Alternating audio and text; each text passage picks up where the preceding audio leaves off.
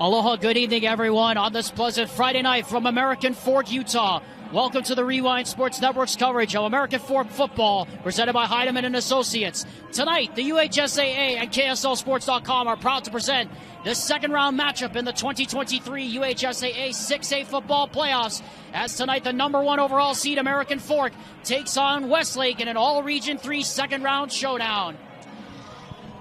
Wherever you're joining us, glad you're here, everyone. Alexander Timlip, joined by Ty Wilkinson up top here at AF. So, Ty, I turn to you. The first thing I say is tonight, we got an all-Region 3 matchup on our hands and a rematch of a game that took place just a few weeks ago up on the other side of Utah Lake. And it's going to be a really good game today, Alex. And the reason why I say that is Westlake had to be here, and they had to earn their spot. They had a play-in game against Fremont last week and ended up winning that one. Let's see here. That was 31-14. So they had a well-deserving era of that week, and now they're going to have to play here against a really good American Fork team that is 11-0 since 2021. So that's going to be a little bit interesting. 11-0 at home, I should say, in 2021. Yeah, this, Ty, by far one of the toughest places to play in all of Utah high school football. And a lot of people talking about this American Fork team tonight, Ty, a lot of people want to know the question tonight: can American Fork go all the way? Because remember, they usurped Corner Canyon for number one in the RPI coming into this game. Now tonight is the night where we get to find out if they really, really could be the new favorites in 6A. And this is going to be a showcase, Alex, to see what talent that this team can provide going into playoffs and if they can make a deep playoff run. If you can beat Westlake and prove that you are a capable playoff contender, I think that you have a very good shot of going far in playoffs. We know the history behind Corner Canyon and American Fork, and I think that motive and that incentive to try to win those games is going to be a lot more prevalent for American Fork this season. And there's another reason why those two teams are actually the previous two teams that met for the boys basketball state championship the last 2 years, split both ways. American Fork won in 2022, of course, at Provo, and of course last year the D Event Center, of course. Corner Canyon defeated American Fork, but then again, this is a different sport and a different place we're playing at tonight. Chris Swank, the white hat, taking care of the coin toss in midfield as Ty and I dive now into the Heidemann and Associates Keys to the Game, presented by the full-service law firm that is committed to winning for you, the client. Ty, what stands out to you the most about these two teams tonight? Westlake, more that I've seen, more often than not. We called the game against Lone Peak last week, or I think that was 2 weeks ago. But though it's interesting that I'm going to see is to see if the run game is going to be more prevalent than the passing game. We see lots of times, more often than not, Aiden Bayless loves running the ball. He's a very good quarterback, and he had a 56-yard touchdown against Lone Peak. So I'm going to see if the Cavemen defensive line is able to withstand this run game that Westlake has been able to provide. Because I think if they can try to get that pass coverage a little bit better, it's going to be a lot more interesting. As for if you're American Fork, points on the board. That's all I got to say, Alex. If you can get points on the board and become more prevalent and get that start early, Westlake is a second half team. And so if you can get those points early and be on top, I think you can very well withstand the offense of Westlake throughout the course of the night.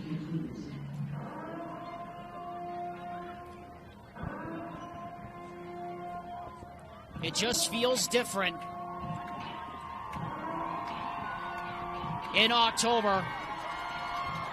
Josh Nelson, number 8, leading out American Fork with the spear tonight. As AF wearing the all-red uniforms, well, with the exception of their pants, going with the AF red on top.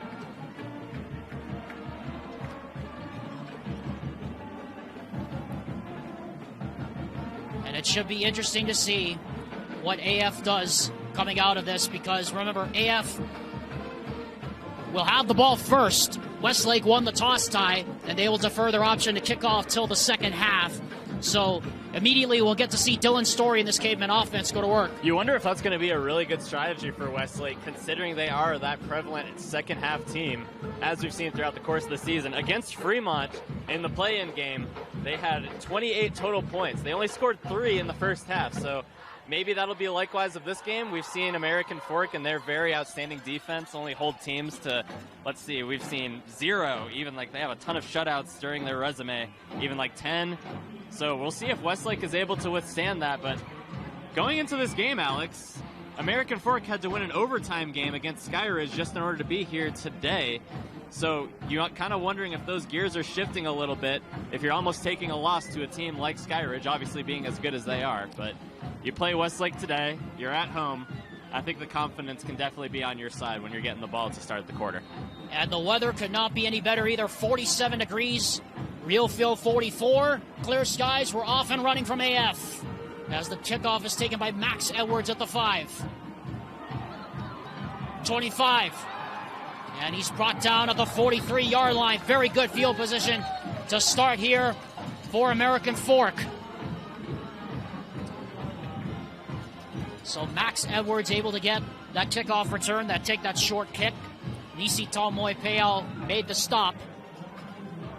And now it'll be AF's offense's turn, and we get to see Dylan Story for the first time here tonight. Dylan Story, arguably one of the best in Utah, as stats have proven. 1st and 10 from the 43-yard line following the kickoff return. Story has Eardley, the tailback. And he takes the snap on 1st down and throws. That is complete. A little short hitch pattern. And that is complete to the X-receiver out there. That's number 5, Davis Andrews, whose name you're going to expect to hear a lot tonight. It's a really big senior offense that we've seen. The backfield, the quarterback, wide receivers, tight ends. It's very stacked in the senior position. And the reason why that's so prevalent, Alex, is these guys have experience in varsity. Some of these guys have been playing on this team since freshman year. Of course, Davis Andrews committed to play at the University of Utah. Gets the handoff here on 2nd down. Does Jacob Eardley. Finds a gap, and he will have a 1st down up close to the 44-yard line, or the 47, rather. First down of the night for AF.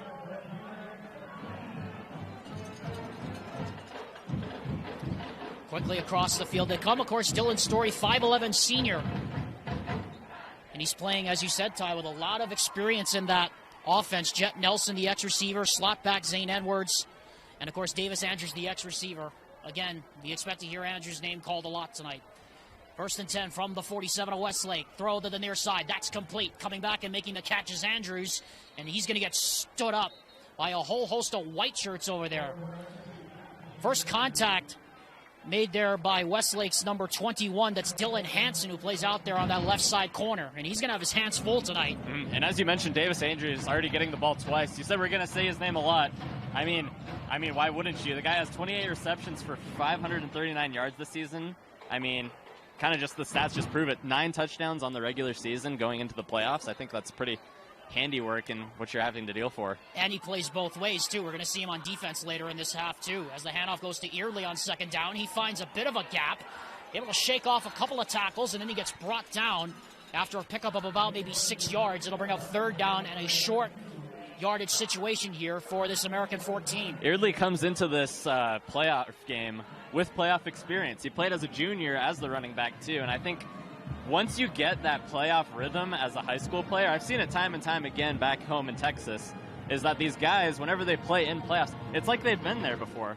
You don't get those pregame jitters. You know what to expect, and I think that's what Jacob Eardley so far has been proving as they keep driving down the field across midfield. Everything is different in Texas. Come on now. 3rd down and less than 3 to go. Here's Eardley on 3rd. He surges forward. He should have the 1st down. And by the official signals, he does. And it'll move the chains. First 3rd down conversion of the night for AF goes into the book. And the clock continues to move here.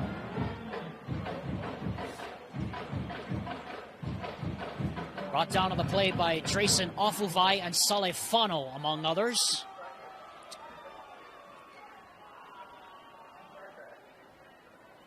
Dylan Story on 1st and 10 from the Westlake 36. And we have a flag. Looked like there was some movement up front prior to the snap. Chris Swank again a referee tonight. So AF commits their first penalty, and they will be backed up 5 yards. Just underway here from AF High School. Alexander Timlip and Ty Wilkinson with Austin Bigelow on the camera on this 44-degree night here in American Fork. Well, it feels like 44. Kickoff temperature was about 47. According to the National Weather Service, we're expecting increasing clouds and a chance of rain after the game is done later tonight. 1st and 15 now following the penalty from the 41. Here's Yearly, left side, finds a little bit of a hole. He's going to get taken down by Hansen et al. Not before a couple of people give him an old tug forward. Solid push right there, about 2 yards. Got it right across the original line of scrimmage to negate that penalty yardage. But, I don't know, something about this team, Alex, they love to drive. Looks like that was... Yep, offside. Going to move it up 5 yards. But to continue your point, Ty, they love to run the football. They're very big up front, like you said. And I don't see why you wouldn't. Jacob Eardley, last season, he only averaged 28.8 yards per game. This year, he almost tripled that average and goes to 100.7 yards per game, just in a single season, if that tells you something about how Jacob Eardley's been working during the offseason. Second down now and 4 now from the 30. Here's Yearly, left side, breaks a tackle, gets stood up. He should have the first down, though. Dylan Hansen with another first down. Rasmussen got him around the ankles, but not before he picked up another extra yard.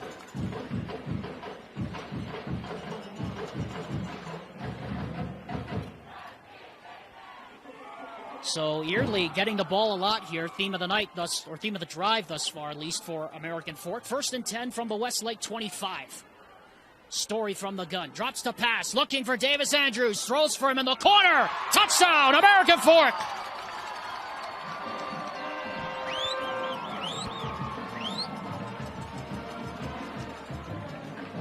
So they run all that with Jacob Yearly, and then it's the Utah commit, Davis Andrews, that gets in the end zone first, and a perfect strike by Dylan Story and AF right down the field to draw first blood.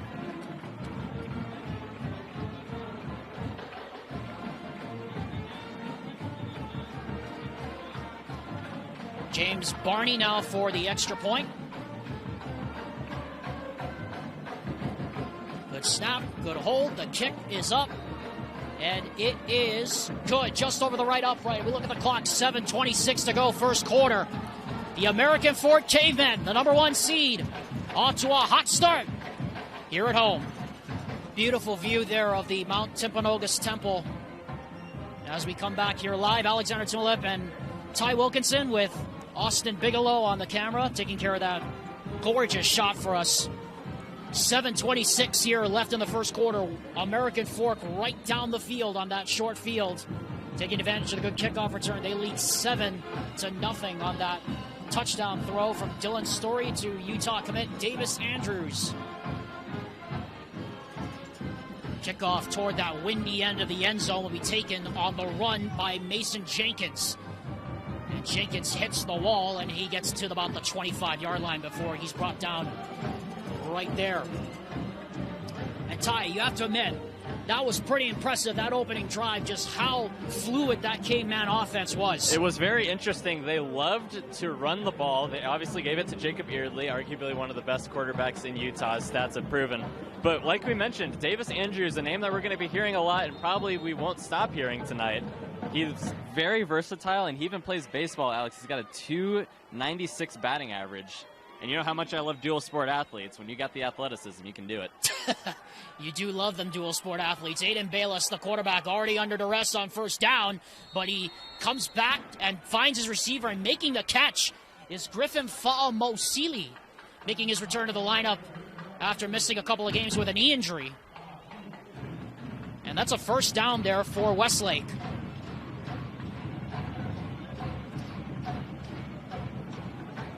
Aiden Bayless, the senior quarterback. Triple wide receiver lines up in tandem to the right. And he keeps it. Bit of a broken play, but he cuts back, finds a bit of a gap. He gets close to midfield. He's brought down there, but there's a penalty flag at around the 40-yard line, and I suspect this one, Ty, is probably coming back. I would say so too, unfortunately, Alex. Aiden Bayless, as we mentioned, what a runner. I mean, he's just got that speed in him with, like, we can call it a 5-tool 4 football, basically. The fact that he can run basically ever. As we mentioned before, during the part of the game, he had a 56-yard touchdown in the first drive against Lone Peak. And that wasn't just luck, Alex. He made a few men miss in that play, too. So he's got skill and he's got talent with those legs, too. Clock running, under 7 to go here in the first quarter. Alexander Timolip and Ty Wilkinson from American Fork High School. Aiden Bayless, quarterback power to the right. Picks up a few yards before he gets escorted on the bounds on the sideline. Escorted out of bounds there by Bailey, among others. Another common trend we'll probably see throughout the course of tonight, Alex, is Aiden Bayless getting the run in more than anything. As we've seen, he's a very versatile player. Not only can he throw, but he can also run. And I think if you're the head coach of Westlake, Mr. Arnold Ale, who's got plenty of experience in football, he's been all over the place, and we can get to that in a little bit. Sure does. Arnold Ale, national champion at Notre Dame, and of course played for the entire old AFC West. Mm-hmm. Bayless drops the pass. Looked like he was under duress, but now lobs one toward the sideline. A battle for it on the edge, and it's intercepted. Davis Andrews won the one-on-one battle against Peyton Barkley. What a play there by Andrews. He's caught a touchdown, and he's already got a pick. That's why Utah wanted him so bad. Can we count that as 4 receptions tonight, Alex? I'm with you on that one. Holy cow. Just went up and took that right away from Peyton Barkley. Looked like he had him beat. But Andrews said, I don't think so. And so AF again with a short field here on 1st and 10 from the 47-yard line. Already up 7-0. Play action. He gets hit as he throws, does Story, and it gets picked off. So Westlake does it one better. Isaac Jenkins, the middle linebacker, answers back with the pick. It was pressure on the edge, I think, by Afuvai that got him in the grill. And how about that for Westlake? Defensive coordinator Vike Tata's got to like that. And Dylan Story is a quarterback that doesn't throw very many picks. Only 7 during the regular season in the games that he's played. And if you're Westlake, this is the advantage that you got to take. We talked about this before, Alex, getting that momentum in the first quarter. American Fork has already put points on the board, so you're already playing behind from where you would already originally be at that 0-0 score. So I think this is a good break that you can catch. Let's see if they can take advantage of the opportunity. Bayless to throw on first down, just a 3-man rush. Throws, that's complete to the H-back, Ezra Heiner. And Heiner is brought down across the 50. Brought down on the play there by Luke Higbee, who's playing as one of the corners, who's playing as that, I call it the spear spot. That nickelback spot, I call it the spear. And that 3-3-5 defense for defensive coordinator Chris Busing. Drake Youngberg remains a tailback on 2nd down and 4 from the 47 of AF. And it's a handoff to Youngberg right up the middle. He pulls those legs forward, and from the signal we're getting, he's got the first down, and the first down of the night by short yardage here for Westlake. Just underway here, Alexander Timolip alongside Ty Wilkinson halfway here in this first quarter. Davis Andrews got a pick, but then Isaac Jenkins answered back with a pick of his own, and back-to-back turnovers on back-to-back plays, and Westlake has the ball inside AF territory, 1st and 10 at the 44. With the wind at their back, Bayless to throw on first down. Steps up in the pocket, looking, throws a high pass. It is caught, though, by Jenkins. And he gets about maybe 6 yards on that play. Yeah, a little bit over the head of Jenkins, but still able to pull it in. Good for him. And now that continues the drive a little bit further.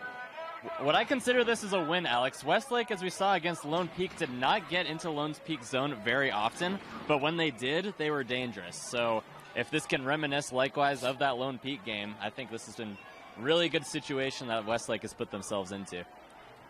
2nd down now, 4. Bayless trying to run the option. Wasn't there, but makes a couple people miss. He spins, and he gets the first down. And we talked about how good Bayless is as a runner. A big body, too, to bring down. When you go after him, you better be able to wrap up and bring him down, because he might still pull you for 3 or 4 yards. Nathan Bayless is a big dude, too. He can make men miss anytime that he wants to, especially when you're in his way and he wants to get that line to gain.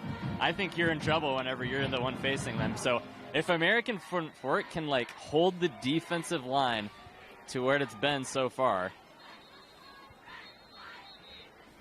I think it would probably be a little bit interesting to see how this game goes, just to see if they can, in fact, stop Bayless, because he's such a versatile runner, as we keep talking about. And like we said, I mean, this Westlake offense thrives on the running game, and they've done that. They've had a pretty steady diet of that early on here, Ty, their first few drives. Just got to be careful, though, when they go to the air. 1st and 15 now from the 37-yard line. 4 minutes to go here, first quarter. Bayless from the shotgun, triple wide receiver to his right. Drops the pass.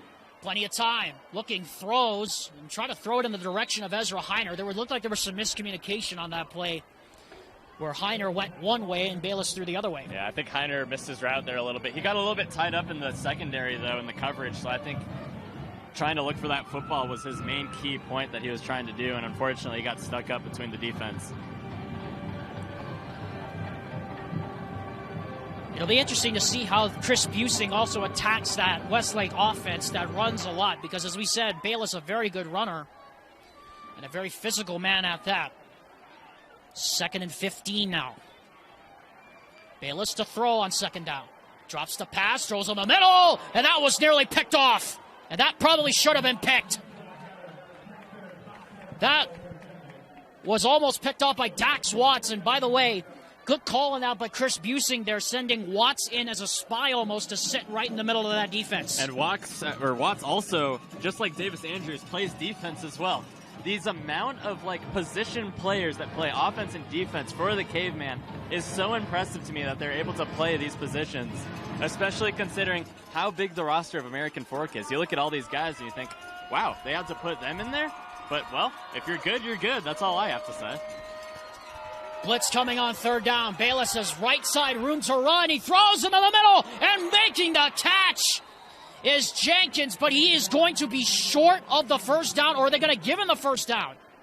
They're going to say, give him the 1st down, and what a tough catch. Wow. By Mason Jenkins.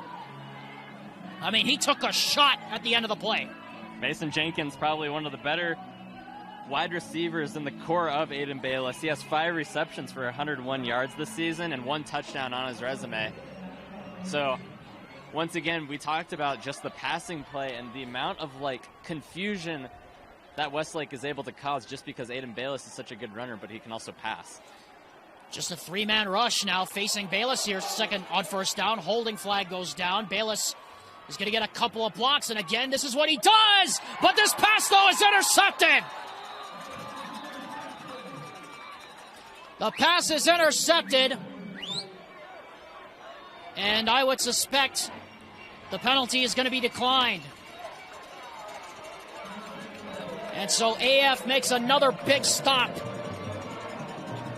When they were getting their feet held to the fire there defensively, what a big stop there, coming up with their 2nd takeaway of this quarter. And something to note, Aiden Bayless, 2 interceptions just in the 1st quarter alone, and they already give up. What's good, though, is that American Fork is playing way behind in their zone with their backs basically directly to that goal line of their own end zone. So, honestly, if Westlake can get a stop here, get a 3-and-out, and get the ball back, I think you're sitting in a pretty good position if you want to try to take this game in through the rest of the night. Yeah, like you said, deep in their own end. 1st and 10 at the 4 here for AF. Here's a handoff to Early. Big hole. 1st down all the way out to the 20. So much for being stuck in their own end. Jacob Early takes care of that with a big 16-yard pickup. And that's what you need. He's got 200 carries for 1,007 yards in his career. Well, I think he might have just gone back under 1,000 yards on that carry as he gets stoned right in the middle of the defense. But that's what we talked about, how AF, it's been a common thread all season long, how they always find a way to mix in different parts of their offense, and so far Jacob Early has been the bell cow here in the 1st quarter. And the amount of offensive plays that they have in their itinerary can really screw up a defense, as we've seen so far against Westlake, considering the amount of drives that they've had and already the points on the board that they have. Early again on 2nd down, and this time that defense for Westlake is waiting for him. Not before the pile tries to push him forward a little bit more. Brenner Peterson, among others, there to make the stop. And here's another third down here for the Westlake defense as AF hurries right back to the line. Under 2 minutes to go, first quarter. Alexander Timolip, Ty Wilkinson, as we've had turnovers on 3 straight drives. Story to throw. Plenty of time. Throws. Caught. Andrews. And he's wrestled out of bounds at the 43-yard line.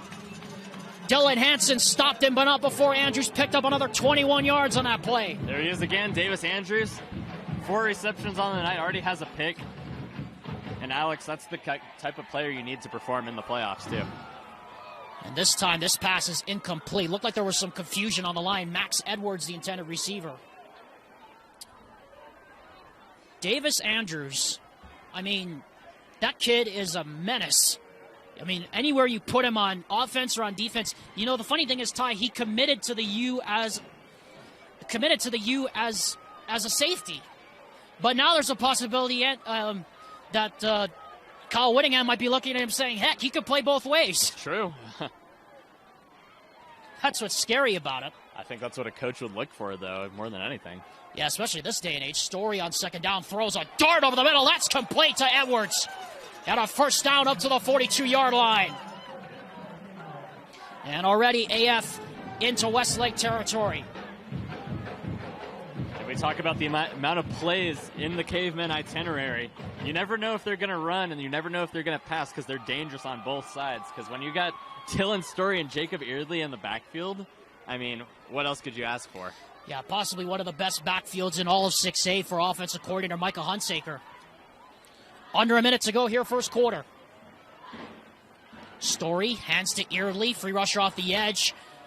Penalty flag goes down again. And I suspect, well, we'll see what the flag is here. It was thrown in the area of holding from the umpire, but we'll see what they say. Initial indication looks like it's a face mask actually against Westlake. And it is. Sorry to the third penalty against Westlake. And it results in an automatic first down inside the 25-yard line. And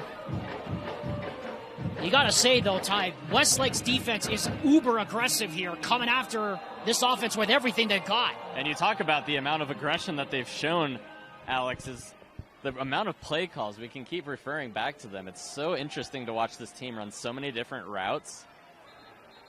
For example, right there, almost just threw it to Jacob Eardley on the other side on a corner route. But once again, just the amount of itinerary that this offense has to try to prove Westlake wrong. It kind of does feel like they're running almost like a West Coast spread offense, doesn't it? I mean, they're trying to stretch them out on the edges and run a lot of plays up the middle with just that big offensive line. It does feel like they're running more of that power West Coast spread. It also feels like they are indirectly trying to run clock, too. You can see them just waiting for that play clock to run down as well as the game clock. And like we said, those runs down the middle are also going to prove that, too, because if you get out of bounds, that clock is just going to stop. So they're obviously not trying to save any time here for Westlake. Here's a throw down the middle. That pass is caught. 2 men were in the area. Don't know if that was the play call, but Jet Nelson made the catch inside the 1. And they're going to hurry up to the line with 7 seconds to go to try to put more points on before the end of this quarter. And the clock is already running, and it doesn't look like they're going to get it off. As the siren goes off here at AF to signal the end of the first quarter. Bit of a crazy first quarter. We had turnovers on 3 straight drives, but now AF threatening inside the 1-yard line as we get set for the second quarter of this presentation of the UHSAA playoffs on KSL Sports Rewind.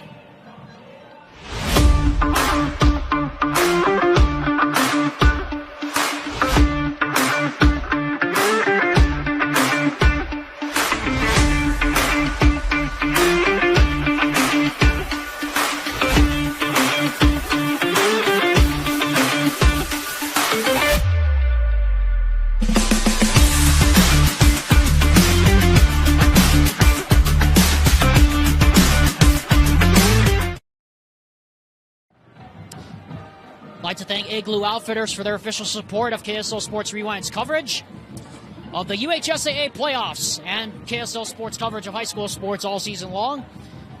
It is the coziest wearable sleeping bag that has you covered during those chilly days and nights. Worry no more about the weather. Watch your favorite team in comfort by logging on to igluoutfitters.com and enter Rewind for $20 off. You never miss the moments you were meant to see.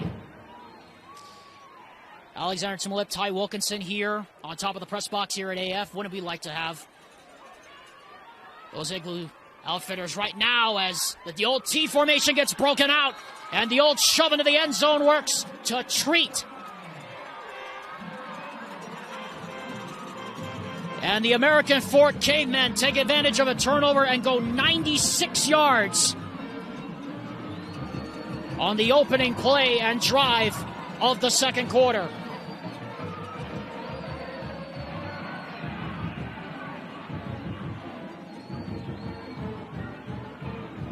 Extra point is up, and it is good. 14-0 American Fork.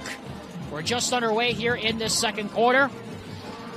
And Ty, you gotta love the balance that offensive coordinator Michael Hunsaker is playing with right now. Feeding Jacob Early early, as we expected, but also getting the ball to his weapons, something that we expected also a lot of here in this game. And you gotta love points off turnovers too, Alex. Westlake giving up that interception. They went from the 4-yard line all the way to their own end zone. Obviously, they didn't break the time barrier until the end of the half, so I guess they didn't go coast to coast necessarily, but still, I think that's a pretty impressive 96-yard drive, especially against this Westlake defense that has held teams pretty easy, I feel like, throughout the course of the regular season, especially going into playoffs, only holding Fremont to 14. And how about also the defense of AF stepping up to the challenge as well? I mean, where you consider AF's defense was on that play, they were defending into the red zone, and Westlake had them on their heels, which makes it all the more impressive on that drive. Ready to kick off as the kickoff will sail right through the back of the end zone for a touchback. Yeah, we'll get to see this Westlake offense again. And if you're the Westlake Thunder right now, that offense right now is pretty much on schedule, nixing the two turnovers by Aiden Bayless. Right now, they're very much on schedule right now offensively. I would say so too, Alex, but when you say on schedule, I mean, this team has been so versatile, and we've seen it against we saw it against Lone Peak 2 weeks ago. They're very versatile in their run plays, likewise of American Fork. I mean, when you have a quarterback as good as Aiden Bayless, and obviously a running game as good as Drake Youngberg has been this season for him, I think that you can rely heavily on your backfield. And I'd like to also point out some of the wide receivers are both juniors coming into this game and not having any playoff experience. So we have a timeout called by Westlake as the play clock was running down, and we will take one with them. We're just off and running here in the second quarter. Back after this word from Odeon Modern Missionary Wear on the Rewind Sports Network.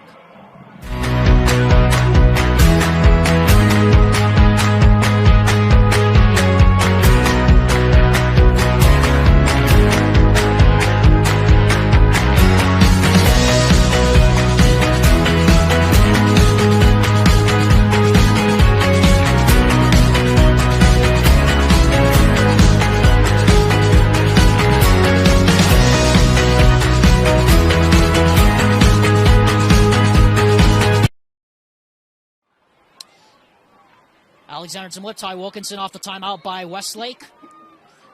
Starting from the 20-yard line following the kickoff.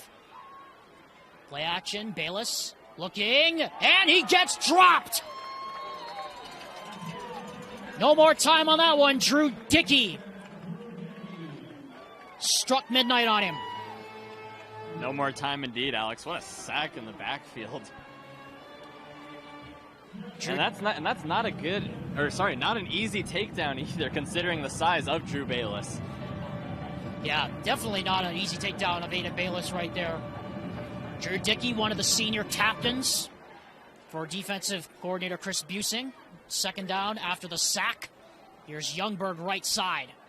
And Tyson Eggett gets over there, among others, to bring him down, but there's a flag down in the backfield.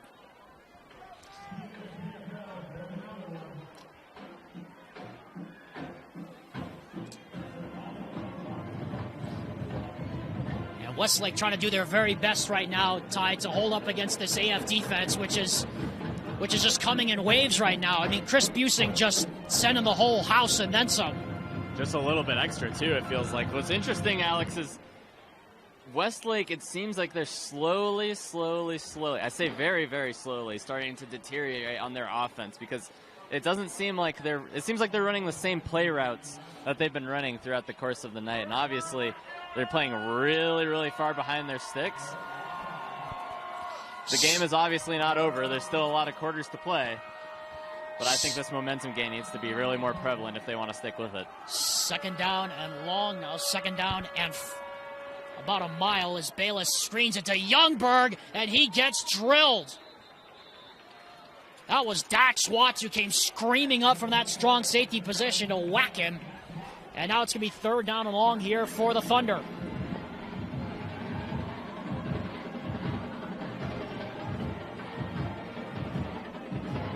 Westlake just trying to hang in there right now, as we're just barely off and running here in the second quarter.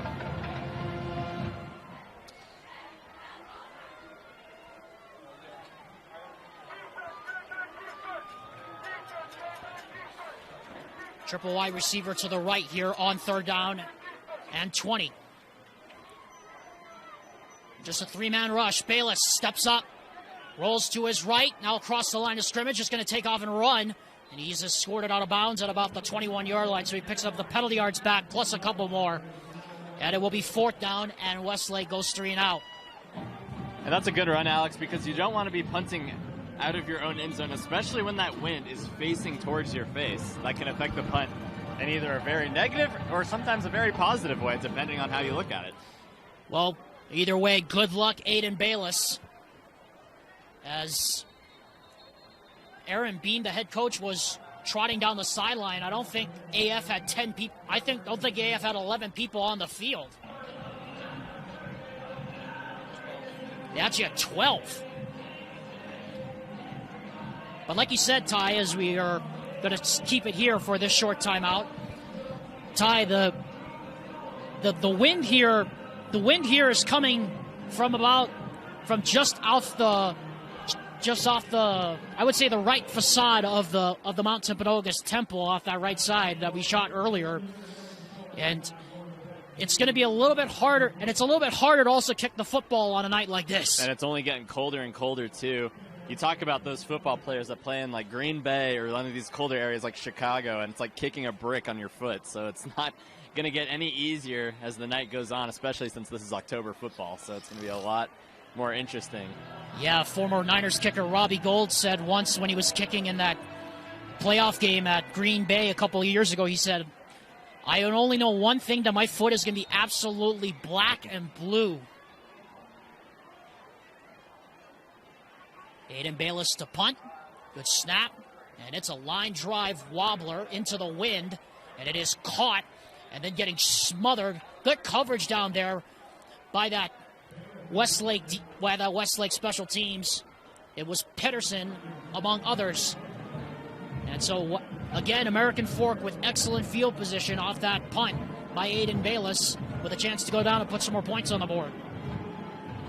Especially since you're across midfield, Alex. The first two drives that American Fork had started at the 40-yard line and one started at the 4. So now that you're at midfield, I think that's a pretty positive for American Fork to try to keep this drive alive. Their worst field position was the 4-yard line, and they still scored. Story on first down throws, complete, sitting in the zone as Andrews breaks a tackle, still on his feet, and he gets escorted out of bounds.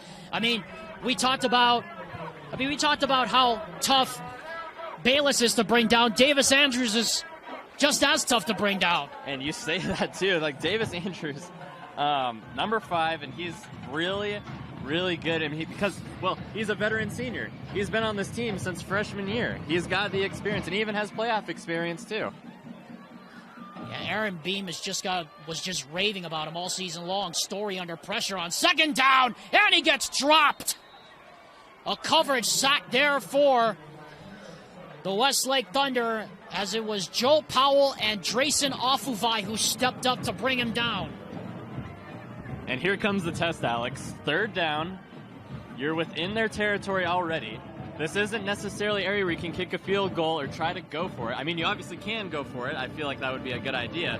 But this is going to prove how they can do during playoffs on third down. And it's such a big, essential aspect in how playoffs go for all teams, because third downs are just that important to them. Play clock down to 5. Man goes in motion to the right. Play clock down to 1. They just got it away. Story, quick pass on the middle. What a catch! Andrews! Aloha! Touchdown, American Fork!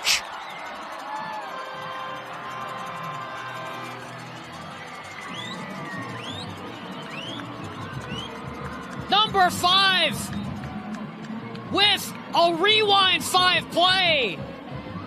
His second touchdown of the game.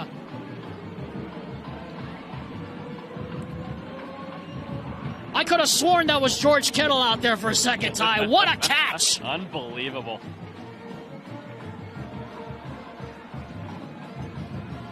Good snap, good hold. The extra point is good. 21-0 American Fork, asserting themselves as to why they are the number 1 seed and why they could very well be the favorites in 6A.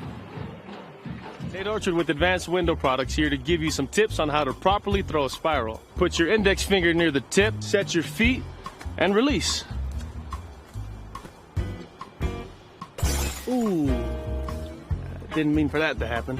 Luckily, Advanced Window Products can help you. Advanced Window Products is Utah's #1 replacement window manufacturer, and we are here to help you invest in your home. Whether it's replacing broken windows or just updating your home to new window technology. Call us today for a free no-pressure quote. I'd like to thank Advanced Windows for their support of Rewind Sports Network coverage of playoff football. Well, the lights aren't too bright, are they, for Davis Andrews? What a catch. Not quite. Alexander Timopoulos alongside Ty Wilkinson on top of the press box. Here at American Fork. Kickoff is a line drive that will go right through the back of the end zone.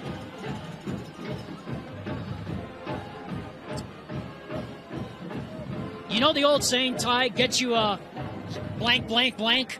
I'm going to say it right now. Get you a guy who can play both ways and make big plays. And for a good reason, too. You remember how we were talking about how this is going to be a big test of American Fork's third downs and going into playoffs? Well, that's the way to get a third down done right there. You throw it to number 5, Davis Andrews, number 5 in red. I don't think he's going to disappoint 9 times out of 10, and he's proved that so far tonight with 5 receptions and 2 touchdowns on the night. And that was not an easy catch either, or an easy throw either by Story. Neither was that by Aiden Bayless, as Heiner gets shoved out of bounds after a pickup of 7. As Westlake trying to find some traction here in this first quarter, or this first half rather. They've had traction, but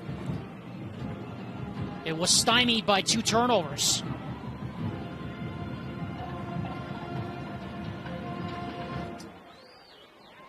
But they have been able to move the ball on this American Fork defense. First or second down and 2 now from the 28-yard line. A little quarterback power here with Bayless. And he has the first down before the pile pushes him back on a pickup of 5. And the one thing you could say about this Westlake team, Ty, is that we've seen it. We saw it against Lone Peak, and we have seen a lot of these teams have seen it throughout the season. This Westlake team is tough. I mean, if you think Arnold Ale's team is going to roll over and die right now, that ain't going to happen. No, I wouldn't say so at all, Alex. Proof is in the pudding. They've been able to move the ball at will, really, against this American Fork defense. Save those 2 turnovers. Bayless on first down throws toward the sideline. And incomplete. Looking to throw it away in the direction of Heiner. Well, Alex, in the 10 years that these two have been in almost pretty much the same conference, the Cavemen have won every time. The closest game that has happened was back in 2015. The score was 24-17, and the Cavemen ended up winning that one. But every single game that these two teams have played, I should say all basically 10 of them, This should be 11, considering this is the playoffs and this is the first time they've met each other. But every time, American Fork has come on top. Do you think that's a coincidence? I think not. Yeah. In the words of that teacher from The Incredibles, second down and 10. Bayless. So much time he could probably peruse through a Brandon Sanderson library back there. He throws and it's caught. Or rather, it is incomplete and intended for Heiner.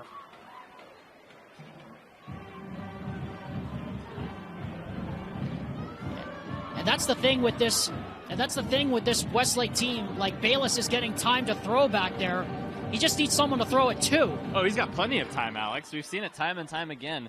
The offensive line has been so prevalent in just trying to get these drives a little bit further and further. It's just the amount of red that comes at you at that rapid pace and causing that brick wall. On third down and 10, Bayless gets out of the pocket. This is what he can do. And he's going to slide. Where did he slide? Boy, he slid just at the marker, Ty. Remember, it's not where you end up on the slide. It's where you start it. And he barely got across before he started sliding. Doesn't matter how you start. It's about how you finish. I tell you what, he was inches away from not making it to that first down marker. Because remember, we keep iterating it, folks. The rule across football now is not where you start on a slide or a dive as a quarterback. It's where you end up. It's where you start. Little option here for Youngberg. Really the first time he's had the ball all night. He gets about maybe 4 yards off left guard. Brought down by Dickey, among others. And look who just came out for the defense. Mr. Davis Andrews again. This guy, he's been all over the place tonight, Alex. Every corner of the field, I think his foot has touched. And we're not even into the about halfway point of the second quarter, it feels like. I just looked at you, and I just looked at Austin Bigelow over here, our cameraman. I'm going to bet right now he gets another interception. Well, there's a reason he's out there, and that's because Westlake's pushing across midfield. Yeah, a little cover 2 soft shell coverage right now for Bayless as he rolls to his right, lobs it. Dangerous pass, incomplete. Intended for Ezra Heiner, and it will bring up another third down here for Westlake.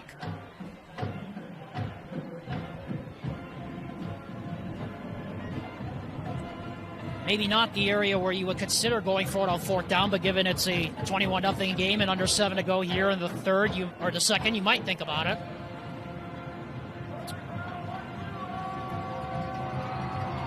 As the fans turn up the volume knob here at AF.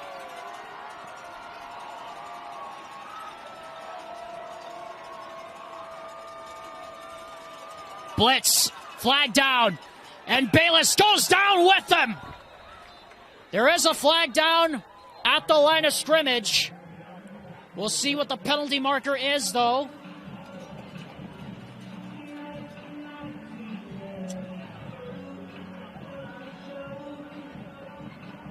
Chris Swank, again, our referee. And it was an illegal formation against Westlake, so it'll be fourth down. That's the second sack of the night for the American Fork Cavemen.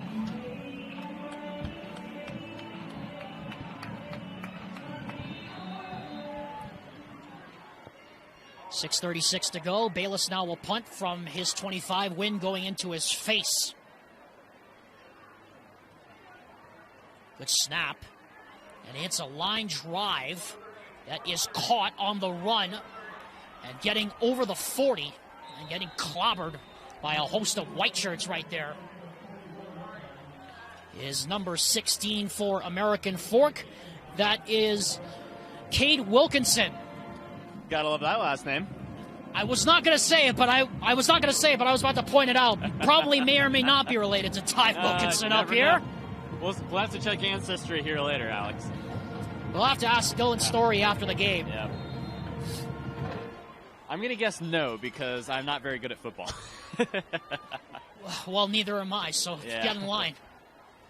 Anyway, Story here on first down. Throws up the seam route, and that is just overthrown, incomplete. Threw it actually into double coverage. It was intended for Nelson, or actually Josh Andrus, who again led the team out on the field carrying the spear.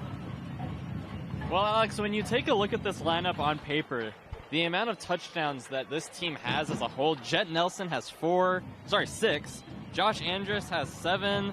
Davis Andrews has 9. I mean, Dylan Story has 28 receptions for touchdowns. Like, this team is just unbelievably stacked. And I didn't even mention Eardley either. Speaking of, here he is. And he's got a first down across midfield, right on cue. Got a first down onto the 45-yard line on that screen play.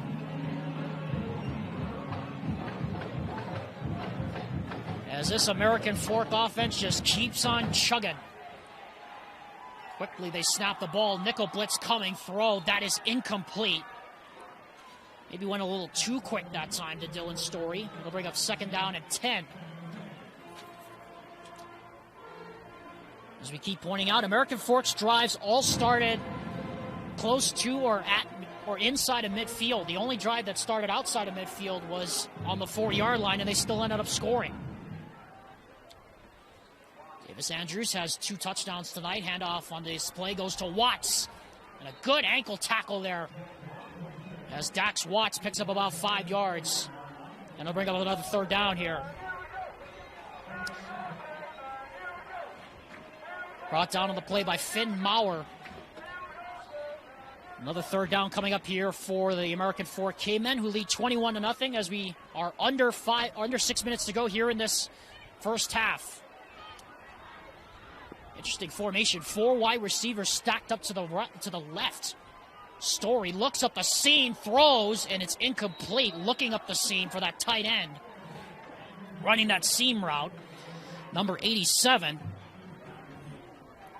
And number 87 is Landon Payne, the 6'6 senior. It'll be fourth down, and we'll see what Michael Hunsaker and Coach Aaron Bean decide to do here. Well, it wasn't pretty, but it was smart. I'd like to say it was like a little flying V formation, as now they're running a 2-receiver set. Kind of looks like the same formation again on fourth down. They are going to go for it, and the pass is caught. And breaking tackles. And getting a first down is Wilkinson. Inside the 30, they needed 6. They picked up 12 on the play. And I can't see it out the corner of my eye here because my hood's covering it, but I'm sure Ty was probably pumping his fist after that play. Anyway, 1st and 10 from the Westlake 29. Quick throw in the flat, complete to Andrews. Andrews trying to stay on his feet, and then he gets brought down out of bounds by a host of white shirts after the play. We should point out, Ty, you brought it up earlier, Davis Andrews now has 6 catches, and he has 2 touchdowns on the night, and he's over 100 yards receiving, and he's got an interception. And you didn't mention that it's not the end of the second quarter yet. Yes, and it's not the end of the second quarter. I mean, he is such a dynamic weapon. You're talking about a clutch playoff player. Watch this, they're going to go to him. There he goes. Story going to throw for him, but that throw is a little bit too far out of the end zone. You could tell he wanted him the entire time, too. Yeah. He hesitated at first, and then he was like, no, I want to go back to him again. Unfortunately, coverage is a little bit too prevalent in the backfield. As you can see, now Westlake is starting to use them on double coverage. But it looks like he's going to set out this play. Sorry to step on you there for a second, Ty, but in this first half, American Fork 3 of 5 on third downs. And one of them was the touchdown to Davis Andrews. Watts on third down. He's got a hole. Dax Watts. Touchdown.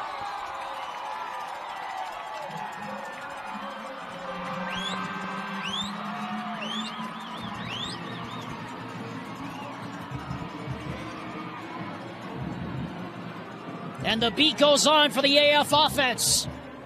Down the field they go as Dax Watts joins in on the fun. And with the extra point to come, American Fork about to go up 28-0.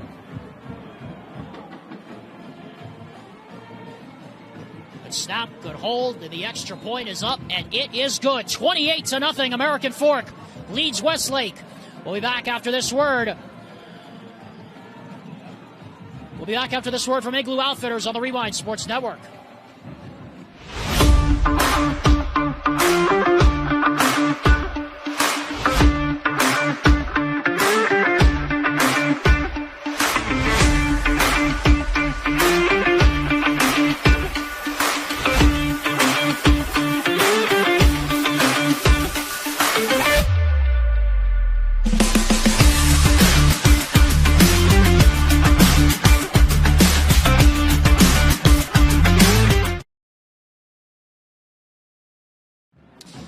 I'd like to thank Igloo for their sponsorship of Rewind Sports Network coverage of the UHSAA playoffs all school year long. Alexander Timolip, Ty Wilkinson.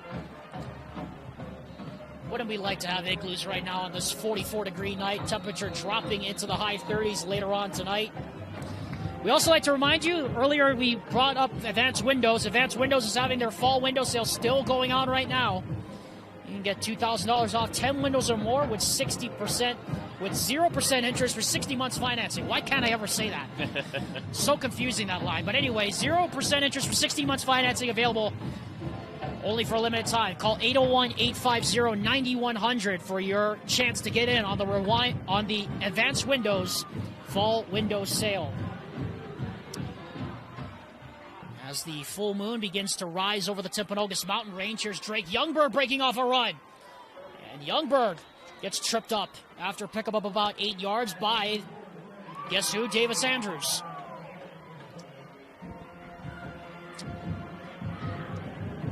So, Ty, I turn to you now. I mean, if you're Westlake at this point, you've been able to move the ball against this caveman defense. It would do wonders for you here if you could get at least one score here, because this offense really deserves it. I would say so, too, just because of the amount of formations that they keep running. I mean, you can see now American Fork has just been able to apply pressure and not giving Aiden Bayless any time to run the ball at all. So I guess that's an unfortunate aspect for him, that he's not able to get the plays off. But when your defense is as good as American Fork is being, applying that pressure, and they're not even running blitz. That's what's more impressive to me, is because they're not running the blitz, even though they're still not giving Aiden Bayless any time to run or do pretty much anything with the ball, it feels like. They're just denying him all aspects of the ball.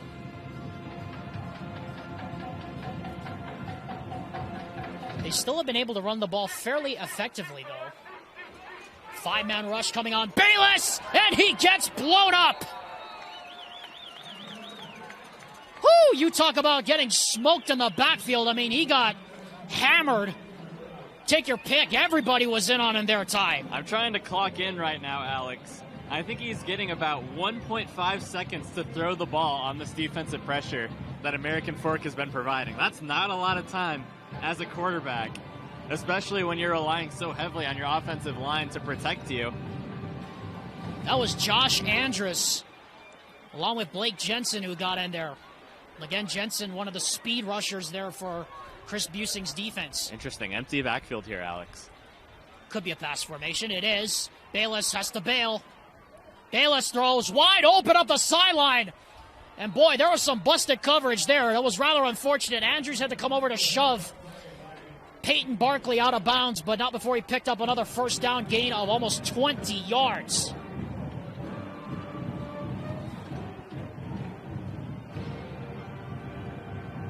And it's those little things like that that are going to drive defensive coordinator Chris Busing crazy there, Ty. And now Westlake is at the spot where I like to call the danger zone. We saw it against Lone Peak. The 40-yard line, for whatever reason, treated Westlake so well against Lone Peak. Let's see if that's the case against American Fork. Bayless to throw on first down. That pass is caught. That's Fall Musili. Griffin Fall Musili. Out of bounds inside the 5. I said it before. I'll say it again, Ty Wilkinson. You have been hanging around with Tony Romo way too much. Or I predict the future. One of the two. What an amazing run. As I said, that 40-yard line just treats them well. I don't know what it is. The teams that they play, once they get to around that area, doesn't matter who they're facing. I guess it's supposed. And now if you're Westlake, you're in red zone territory. You did not have a good red zone offense as we saw against Lone Peak. I keep referring back to the Lone Peak game, but let's see if they can actually get across the line of scrimmage here. Well, they're going to get at least inside the 5. Drake Youngberg. That was a 54-yard gain by Griffin Fall Musili. And boy, how Westlake missed him in that game against Lone Peak. When, like you said, they had just so many opportunities to cash in, Ty. And without Fall Musili in the lineup, their offense just really had a hard time finding other weapons to open up the playbook.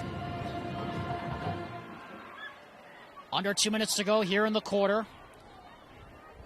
And Bayless tried to take the quick snap. And that got stood up pretty quickly. And now it's third down and about 2 yards to go for Westlake. And before that, we're going to have a timeout by head coach Arnold Ale. Clock officially reads 1 minute 14 seconds left. And when we come back, we'll have a third down here for this Westlake Thunder offense. Trying to punch it in. Boy, how fortunate are we to work with such great cameramen like Austin Bigelow. Beautiful shot of the full moon here at American Fork.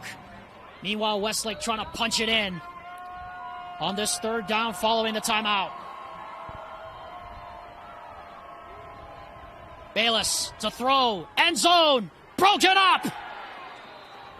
Threw it a little bit behind Griffin Falmo Seeley. But great coverage on the play there by Yifo Agor, or rather it was Damian Wilkinson, one of the corners. And now it's fourth down here for Westlake. The question is, what is Vei Ta, the offensive coordinator, going to apply for this offense? You need points and you need them fast. Field goals aren't going to do anything. And you have so much versatility and so much options to either throw the ball or run to. But you only get one play and one play only and one play left. Bayless to throw. Stops. Comes back to the right. Lobs it up in the end zone. It's a jump ball. And it's broken up. Doesn't matter, though. It'll be a turnover on downs either way. And the American Fork defense once again shuts the door. Again, it was Dax Watts and Blake Jensen applying the pressure. And how about that American Fork defense standing up twice inside the red zone to shut the door on Westlake? And Bayless, he's been all over the field tonight, it feels like. It's very interesting because I don't know, Alex. He's been knocked down quite a few times, so I think the offensive line is just starting to get tired and tired as this night is going on. So from the one now, this officially the worst starting field position. Doesn't matter. They're going to throw, and it's off the fingertips of Max Edwards. Boy, Ty, there's a saying we have in Hawaii when they run the run and shoot offense. Any coach that's running the run and shoot, it's either June would throw, Rolo would throw, Timmy would throw. I guess Micah Hunsaker would throw on the 1 yard line. 58 seconds left. As I think Dylan Story going to try to see if he can't get some extra room here for his punter. Westlake still has 2 timeouts. Story doesn't matter, though, still wants to throw. Gets out of the end zone, and he's going to be brought down after a pickup of maybe a yard, as there was nowhere to throw it down the field. And there are less than 45 seconds to go here in the first half. We'll see how aggressive Aaron Beam wants to be here. Play clock reached 24 here inside the stadium.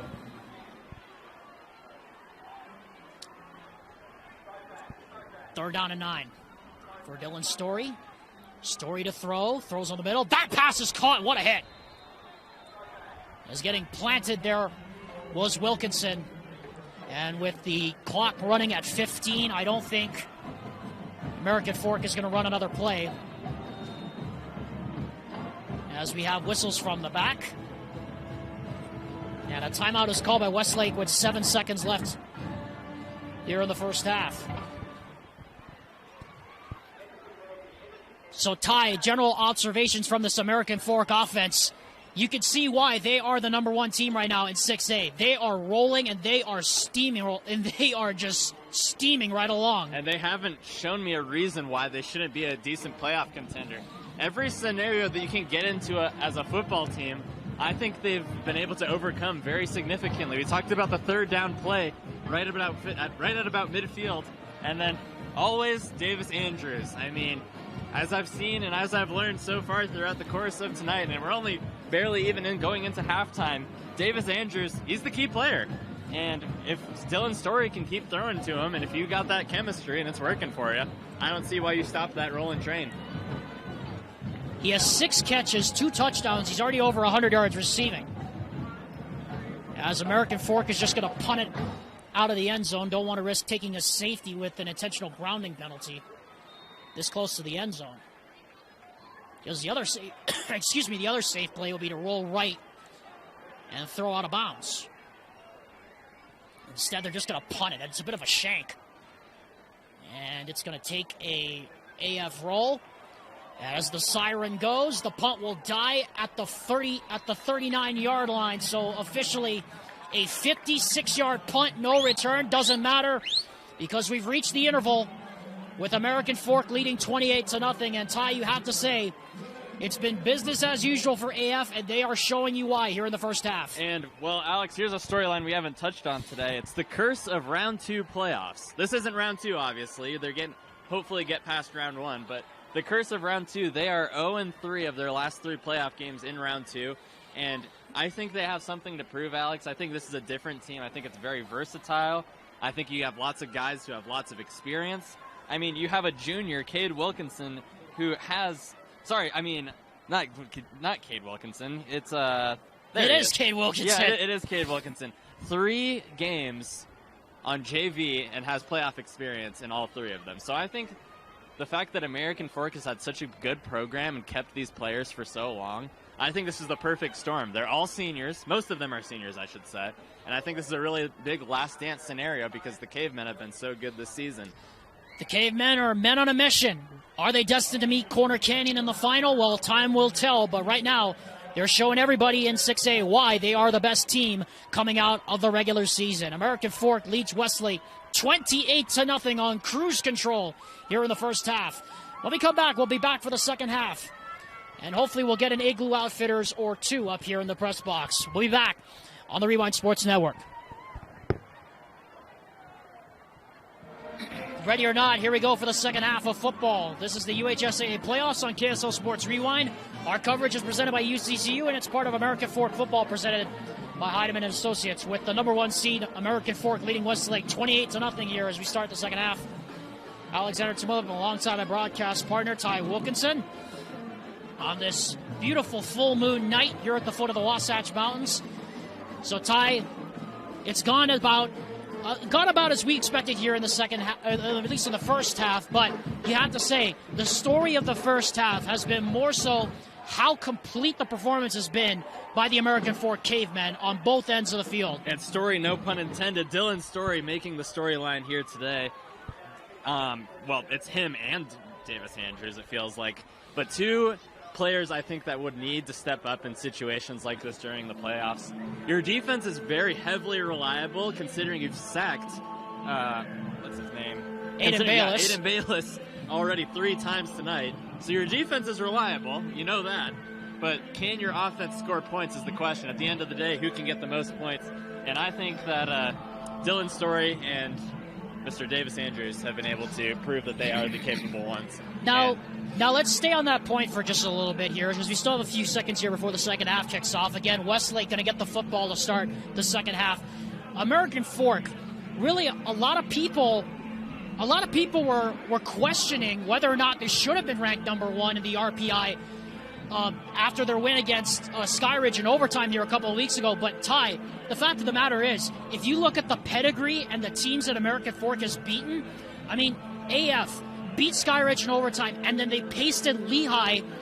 Lehigh was no slouch either. Lehigh, first season in 6A, they got 8 wins. And Lehigh got pasted for 62 points here a few weeks ago on the Cavemen's home field. And the reason why that's so good, Alex, is that you're already playing these difficult teams that you probably will see in the playoffs, more likely than not, to say the least. You already get that experience during the regular season. You've been playing those 10 games against these difficult teams, and the road ain't going to get any easier the further the playoffs goes. It's only going to get colder, and the teams are only going to get more and more competitive. Now, speaking of competitive, of course, we have to highlight the Westlake Thunder. Even though it's 28-0, and the score might not, the scorebug might not say as much, but, you know, coming into this season, a lot of people said this Westlake team is tough to play against. They just don't give up, and they don't give up a whole bunch to their opponents. And you really have to look at, you know, this Westlake team. What has impressed you the most about seeing this Westlake team these last 2 games that we've gotten to see them? The most impressive thing I've been able to see is that Aiden Bayless is able to make the plays happen on the fly. I mean, he's not given very many seconds during this game. We only counted about 1.5. But in the other games that he's played, and sometimes in this, the amount of pressure that he receives and what he's able to accomplish via the pressure that he does receive is impressive to me, because he gets out of pockets so easily. And I don't know, I also like Youngberg in the backfield too. As I mentioned during the Lone Peak game, this is a very run-oriented team, but they can also throw the ball when you least expect it. And sometimes those sweet plays to Youngberg kind of give you the first downs and give you the motivation you needed. We saw it almost on that 40-yard line that we talked about that pays so well to Westlake, and as we've seen against Lone Peak. I don't know what it is about that 40-yard line, Alex, though, but something. Well, we said it was, well, remember against Pace, between Timpanogos and Pace, and we said it was a force field, and now the last two games we called together, we've talked about how it's been a benefit to the other team that's been on the plus side of the 40. Like we said, Westlake gets the ball to start the second half. Alexander Timolep and Ty Wilkinson, the voices you're hearing on this pleasant Friday night with temperatures dipping into the high 30s here in American Fork. Well, where else would you rather be? Yeah, really, where else would you rather be on a full moon night like this? Kickoff goes once again through the end zone, and that will bring out this Westlake offense once more. And, you know, what we talked about, so impressive, this Westlake offense is just their ability to run the football. And I don't mean to make, and, you know, I'm going to stay away from the comparisons. So, you know, what do you think this Westlake, what do you want to see from this Westlake offense here in the second half? I need to see a lot more passing plays. I've seen a lot of empty coverage that Aiden Bayless has been able to play. You see these 5 receiver sets. I'm expecting to see a lot more pass plays, as we'll probably see one right here. And we do see one with Ezra Heiner making the catch and turning upfield. And he's got a first down up to about the 31-yard line, brought down on the play by Di Jensen and others. And the reason I say that, Alex, is that you have to pass the ball so much more often, is the Cavemen have just caused this red brick wall for this run game, and they have kind of just predicted everything that Westlake has tried to prove and tried to get across, except for about 2 or 3 plays in towards the beginning of the quarter. Well, they did have that big play with Griffin Fall-Mosili toward the end of that first half. 4-man rush against Bayless. Steps back, throws, and a dangerous pass into coverage, incomplete. I think he was trying to find Peyton Barkley and ended up throwing it almost into coverage. As that'll bring up offensive coordinator Vayton was listening to me about the pass game. Already two pass attempts just in this quarter alone on this drive. And it kind of does tell you how aggressive you would expect Westlake to be here in the second half. Just underway here in this third quarter, 28-0 in favor of AF.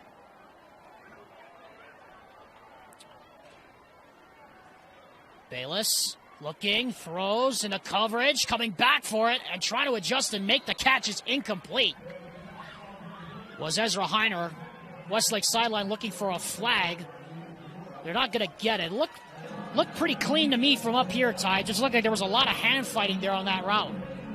And Kay, so this is why I said they got to pass the ball a lot more often. The coverage in the secondary has not been as good, I think, for American Fork as most think it has been. The amount of yards that I think the defense has given up just in the secondary alone is mainly on pass plays. But this is the playoffs, and that does give you the experience going into the later rounds if you can get across that threshold. Bayless, quarterback draw, trying to pick up as much as he can. He's going to do that, and then some. Makes a couple of men miss, and he's going to pick up about 15 up to close to midfield. So we talked about the running ability of Bayless. That time he picks up a first down. They needed 10. He picks up 15. It's so cool to me to watch Aiden Bayless because he uses his cleats to his advantage. He makes men miss, and it's so interesting to watch. You don't see Deeks very often by a quarterback on the run game. You'll usually see a slide. He goes for it all. Youngberg checks the handoff. Nice move to the inside. He's going to get brought down after a pickup of about 2 yards on the play. And again, a good job of setting that edge that time by that American Fork defense. Working in the cleats and working in handiwork at the same time, it feels like. Certainly does. from midfield now, first or second and 8 rather for Westlake.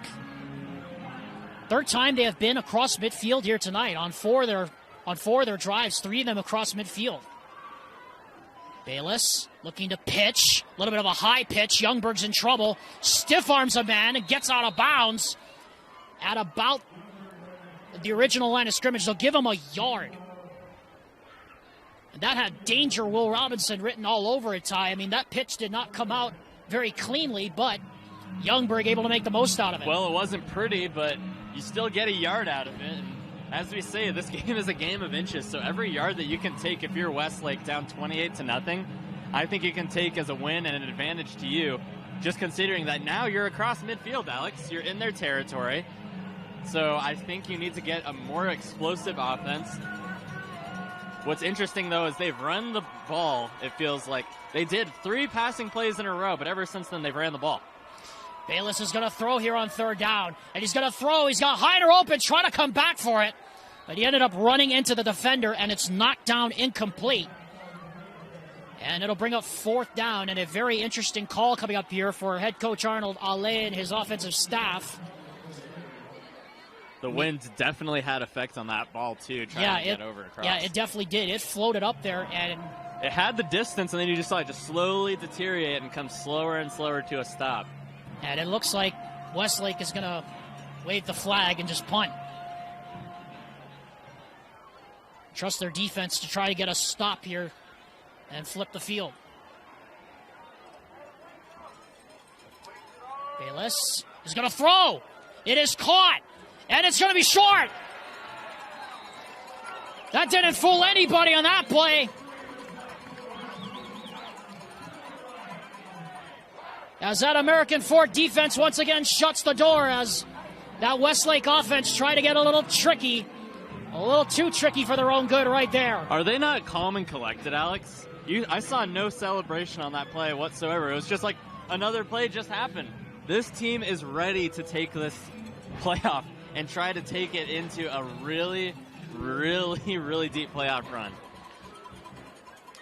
They are serious, and you can see it. And you can feel it, too, in the stands. I mean, like, not even... I mean, it's like everybody expected the fake it. Everybody expected they were going to make the stop. Here's Story for Nelson. Just overthrown. What a call there by Micah Hunsaker trying to take a shot down the field after a big stop like that. But, Ty, that's in the statistics. You do that. You take a big shot down the field after a stop. We haven't heard Jet Nelson's name called a lot. It's been really Davis Andrews that's had the dominance of the play here this evening, but he had one big catch earlier, that 38-yard catch that got him down to the 1 to set up the touchdown run by Dax Watts. Here's a handoff to Yeardley on 2nd down. And he's going to get across midfield to about the, call it maybe the 49-yard line. They'll mark it officially at the 48 1/4. Bring a 3rd down at about maybe 5.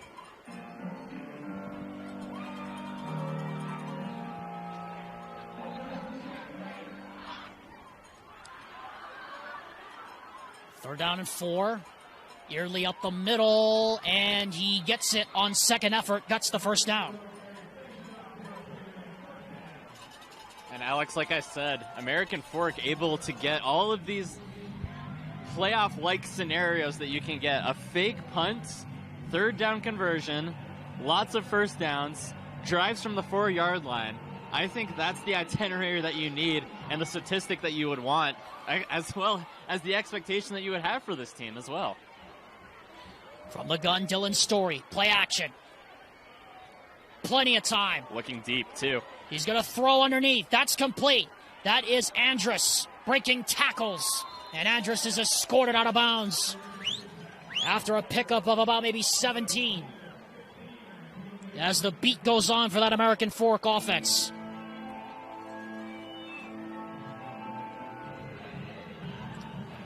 I mean, they are just like a well-oiled machine right now, this American Fork team.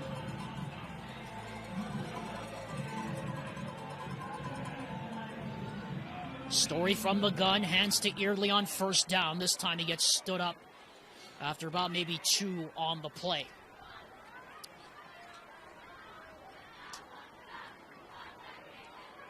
Don't worry, folks. I'm allowing Ty to jump in here. Just that American Fork is running a lot of these same offenses that a lot of the schools around Utah are running, the spread option.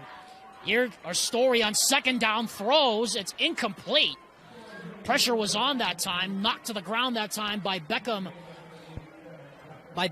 Featherstone, number 87. That's really the first time Story's been pressured all night long, Ty. And this offensive line has been able to be really, really prevalent, especially against this really talented, I would say, Westlake defensive line. And the reason why that's so good is because you don't want your quarterback to get injured, especially going into just now the first round of the playoffs. And it's cold, too, so injuries are just going to hurt more and more. They stunt the front on third down. Story to his right, throws on the run, incomplete. Coverage was good downfield. And it'll be fourth down from about the 27-ish yard line. They're within reasonable field goal range with the wind at the back. But it doesn't look like AF is going to go that route. They're going to go for it here on fourth down and, say about maybe 8. Not wanting to take a risk with the field goal. It'd be a 45-yard attempt from here. Story, pressure, throws, wide side, and it's broken up. And it was intended, it looked like, for Andrews on that far side. It is Andrews getting up. Got up slow, but he's okay. And the Westlake Thunder defense says to the American Fork offense, ole. And they shut the door. They will turn it over on downs. This is a good time to remind you, Heidemann & Associates is a proud sponsor of the UHSAA playoffs on KSL Sports Rewind. The full-service law firm that is fully committed to winning for you. Call them today at 801-472-7742 to schedule your free consultation with Justin Heidemann & Co. Bayless under siege, and the ball comes out! And I think Westlake got back on top of the pigskin, and they did. Counted up as the 4th sack of the night. Again, it was Andrews. Josh Andrews, number 8, that came from that blind side. I mean, that American Fork defense is just relentless right now, Ty. Just coming after Bayless in waves. And Bayless, he's struggled with that pressure a lot more. And you can't really blame the defensive line either. It's just, I don't know. Your offensive line has been struggling a little bit to try to keep you away from all these really good, talented players. Youngberg takes the handoff up the middle for about maybe 2 to bring up another third down and long here for the Westlake Thunder, who are trying to get some traction and trying to get on the board at least here in this playoff game. Westlake, by the way, had scored on their region opponents in every game during region, but tonight was the first time against a Region 3 opponent that they did not score first. As they're facing another third down and long. 5-man rush on Bayless. He bails out to his left, and he is going to be escorted out of bounds, but not enough to pick up the first down. He'll be out of bounds at the 32, maybe the 33-yard line. And we're going to see how aggressive Westlake wants to be. They're deep in their own territory on the 33-yard line. It's fourth down at about maybe 3, Ty. I mean, how aggressive do you get here if you're the Westlake offense, even though your defense has shown it can hold up? Well, if you take a look at Westlake, you're kind of running out of time here. You're sitting with 6:42 left in the third, which is about, I'd say, a quarter and a half time just to try to get at least a drive or 2 in. So I think you got to go for it on situations like this. Bayless is going to try to go for it. He's going to try to run after wanting to pass it, and he's going to pick up the first down, and then some as he's escorted out of bounds close to midfield. And again, it's that running ability of Bayless that has just caused problems for AF all night. But it's the pressure that applied. It's just been so scary. I mean, you take a look at some of those guys on there. You're sitting about 250 pounds of just pure muscle just coming at you like a freight train. Here you are, Aiden Bayless. You got the legs, and you're like, I want to get out of here as soon as possible. And I think that's where Aiden Bayless has the advantage, is that they can't catch up with him. From midfield now. Hand off to Youngberg. And he's going to just try to shove the pile forward. create 3 yards in a cloud of dust. He'll pick up about maybe a couple on the play. 2nd down, 8 coming up here for Westlake, who, like we said, Ty, has crossed midfield 4 of their 6 drives here tonight.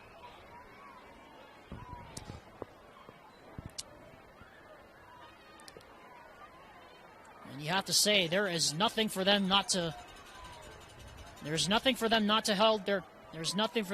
come out of here with their heads held high. They have battled tooth and nail with this American Fork team here tonight. Bayless keeps it on the option. And he gets the first down before he slides at about the 38-yard line. That'll be a first down. And that's a similar type of play, Ty, that we saw Bayless score on a couple of weeks ago against LP, where he took the option and took off into that secondary. He's just so fast whenever you watch him, too. Whenever you see him run, he finds these routes. It feels like he always tries to find the gap between areas that some would think quarterbacks can't find. But I think that's just what he's able to do. He's got that running back mentality, especially as a quarterback. And he's just so fast, too, when you see him run. 4 wide receivers in the set for Bayless on 1st and 10. Again, that right side opens up. And he's going to get escorted out of bounds again at about the 32-yard line. So he picks up another 6 yards on the play, virtually uncontested. I mean, that whole right side, Ty, just opens up and he just takes off. Well, Bayless and co. right now, it's a one-guy show. Bayless keeping the ball himself, it feels like, most of the duration of this drive, especially on some of the first downs that they've gotten.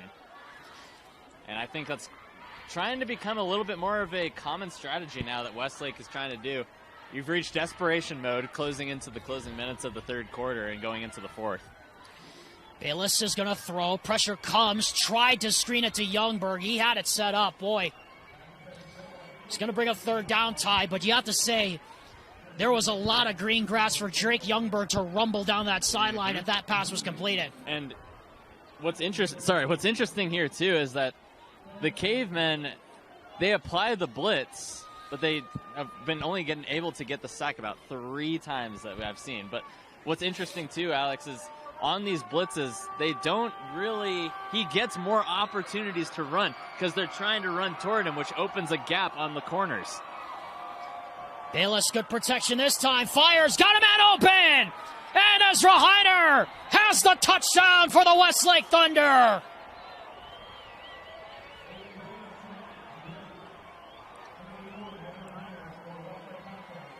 And Heiner with his 4th touchdown catch of the season, and the Westlake Thunder do indeed get that much-deserved touchdown.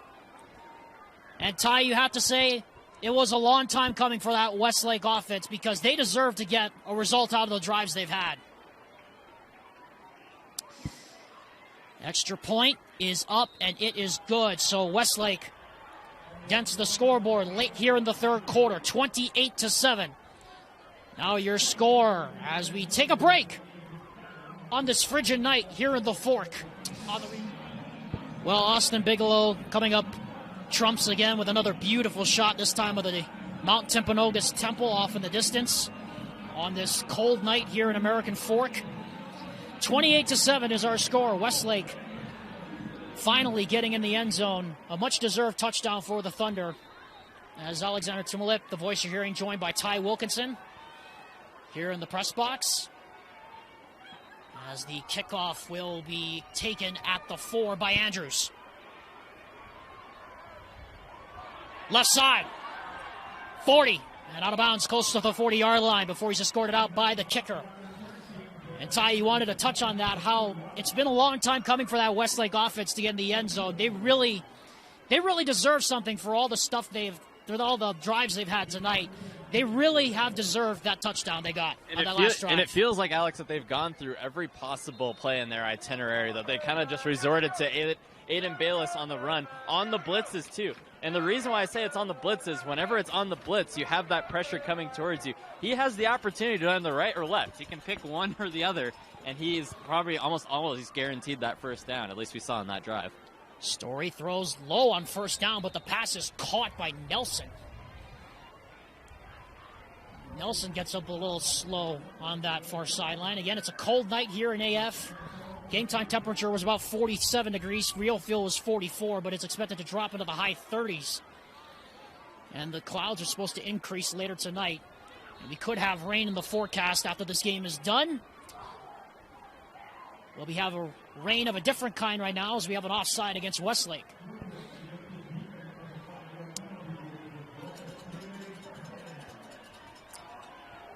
And that will give AF a first down across midfield.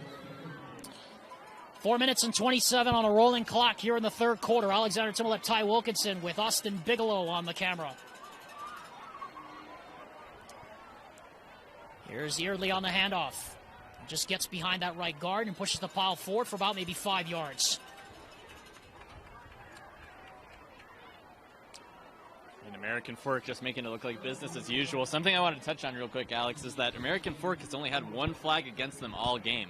So the fact that they are getting that positive yardage courtesy of the other team's penalties shows that you're doing really well on not trying to get any penalty yards negated against you. And there it is, another offside coming up against Westlake. And you kind of did have to feel, though, Ty, as you go palms upward to me here, but Ty, like, you have to feel like that was going to be the game plan coming in for Westlake, is you had to be this aggressive against this American Fork defense. And we've seen Westlake's defense, it's not like they haven't had free rushers coming off the edge sometimes against this offense, as Story hands off on 1st and 10 following the penalty. Here's Jacob Eardley. I almost said Dylan Eardley, excuse me. Dylan Eardley, Jacob Eardley, same thing, same result, first down.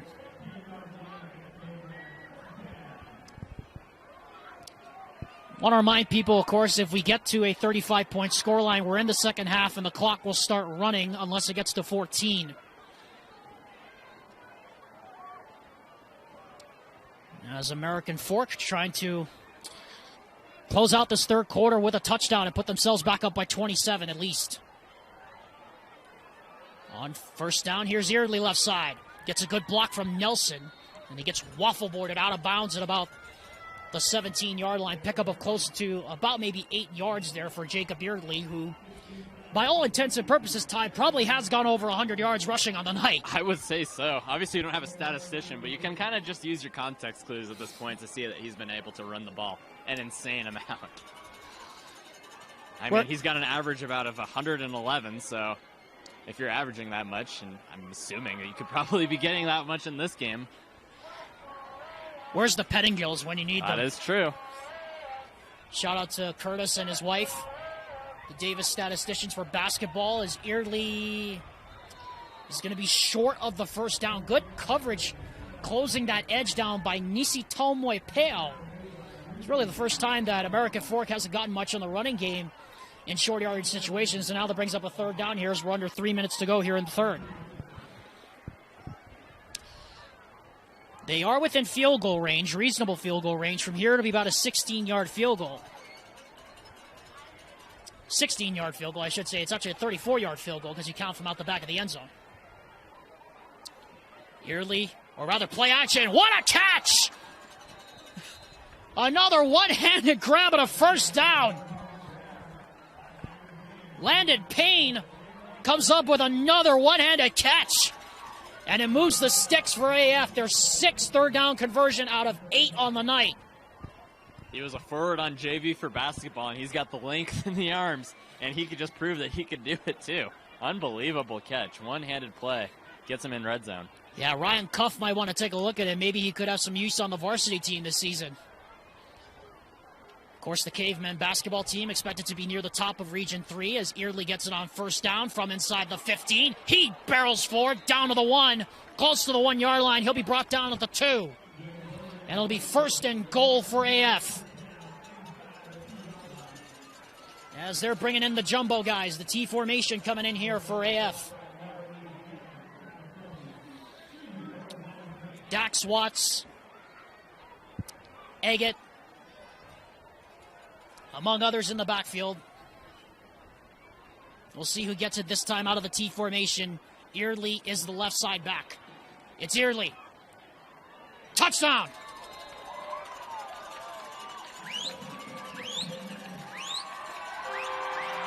Right up the driveway that time as American Fork reaches the end zone again.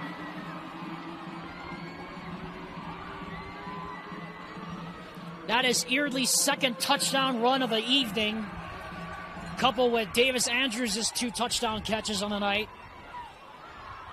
It has been all business as usual for the American Fork Cavemen.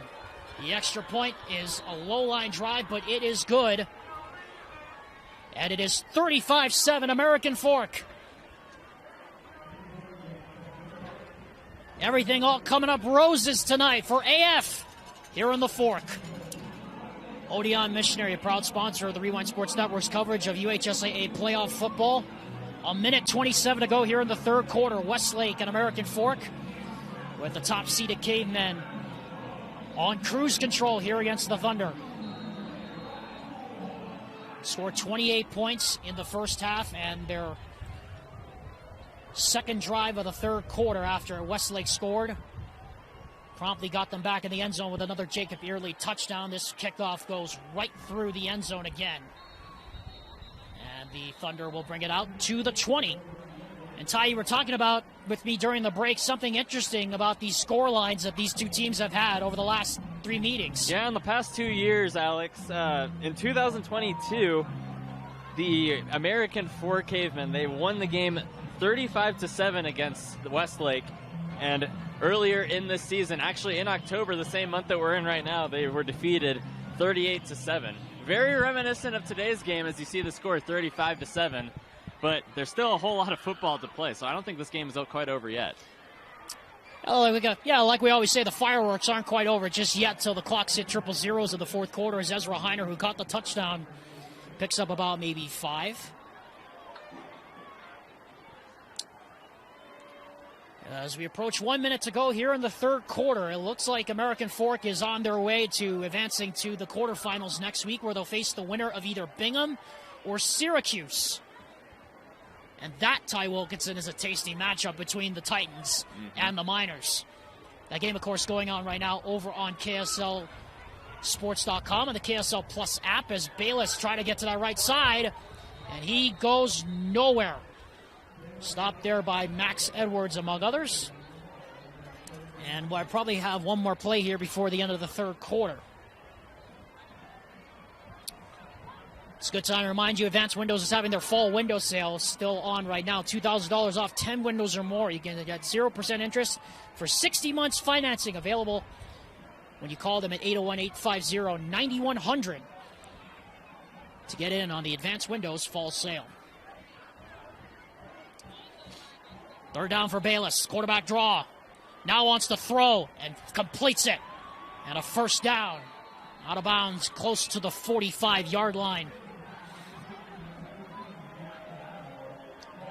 And on our roster, that's number 14. That is Jackson Lattimore with the catch. Clock shows 2 seconds left here in the third quarter. So this will likely all be the last play of the third quarter, barring a penalty.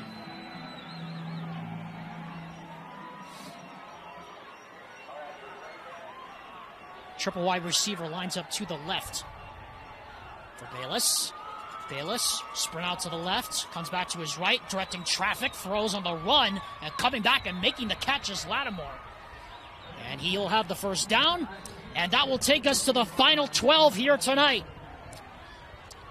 Well, American Fork showing everybody in the state why they are the team to beat right now in 6A. They're up 35-7 on the Westlake Thunder. We head to the final 12 minutes of play on the Rewind Sports Network.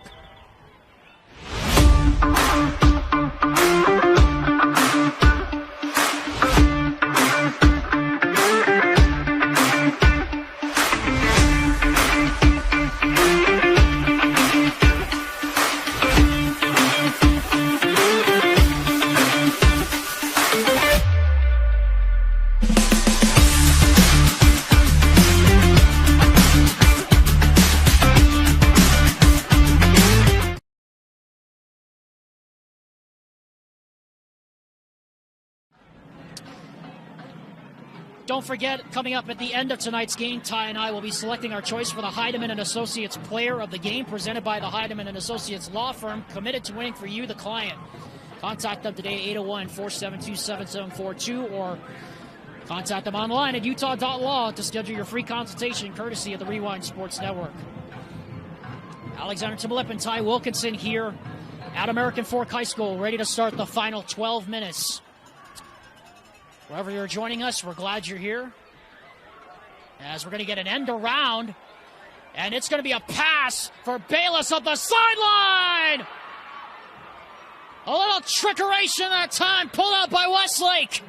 And this time it's Bayless on the receiving end of the pass from Mason Jenkins on a first down. Well. Looks like we got a different team for the fourth quarter here, Alex. What a trick play.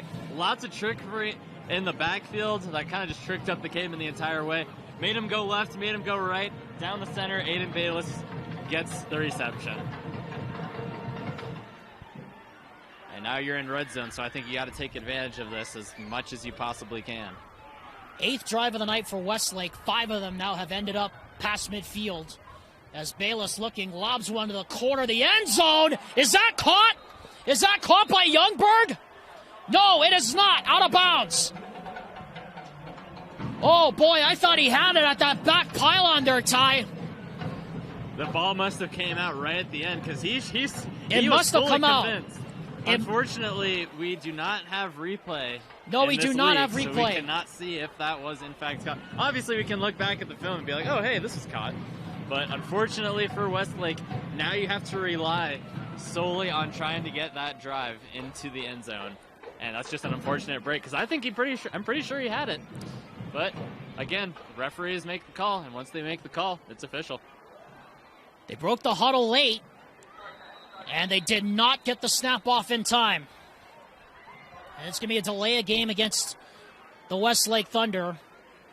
And like you said, Ty, a really unfortunate break because it looked like from up here, Youngberg came down with that ball in the end zone, but the signal was out of bounds. But the only reasonable explanation I can think of is that the ball must have hit the ground as he was coming down. And unfortunately, this ruins Westlake's momentum that they had going into this drive on that trickery play, and now they're sitting behind their line of scrimmage. High snap, throw is caught. That's Jenkins. A little bit out in front of him. We'll make a third down a little bit more manageable at the 12-yard line here as we approach 11 minutes to go and a 28-point game.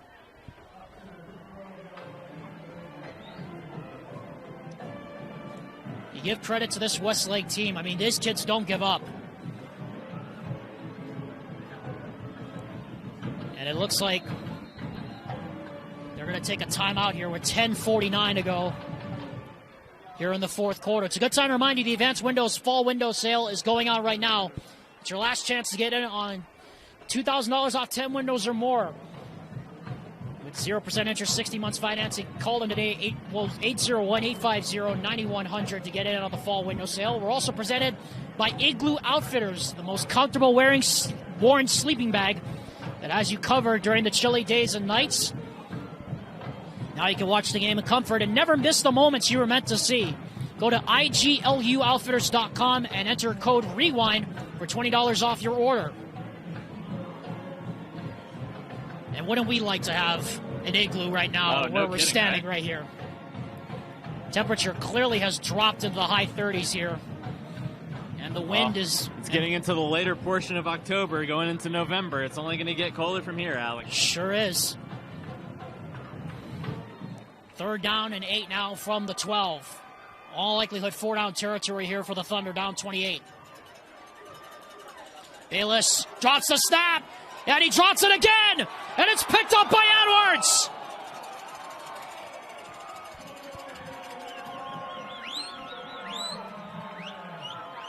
Third turnover of the night for the Westlake Thunder. And Max Edwards comes up with a loose ball, who was playing in that nickel back position that I like to call the spear. And the Cavemen force another big stop inside the red zone, their third one tonight, Ty. And this one looked like it was on the blitz too, Alex.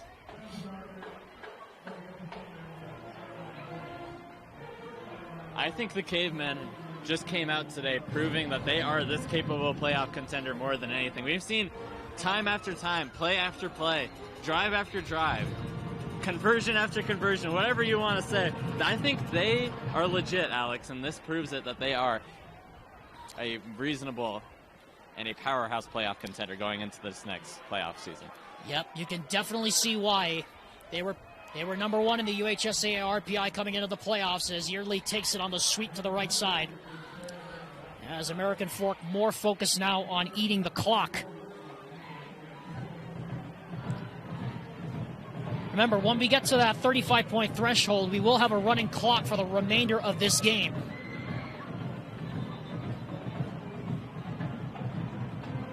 As we have a bit of a brief stoppage and we have an equipment problem. So it looks like Landon Payne's going to have to come out because his knees were not covered.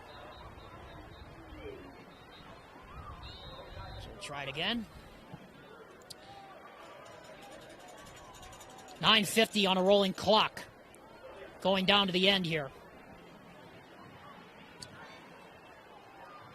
Yeardley, left side, gets to a gap. And he's going to be close to the first down. They're going to mark him right at the marker, and they're going to give it to him.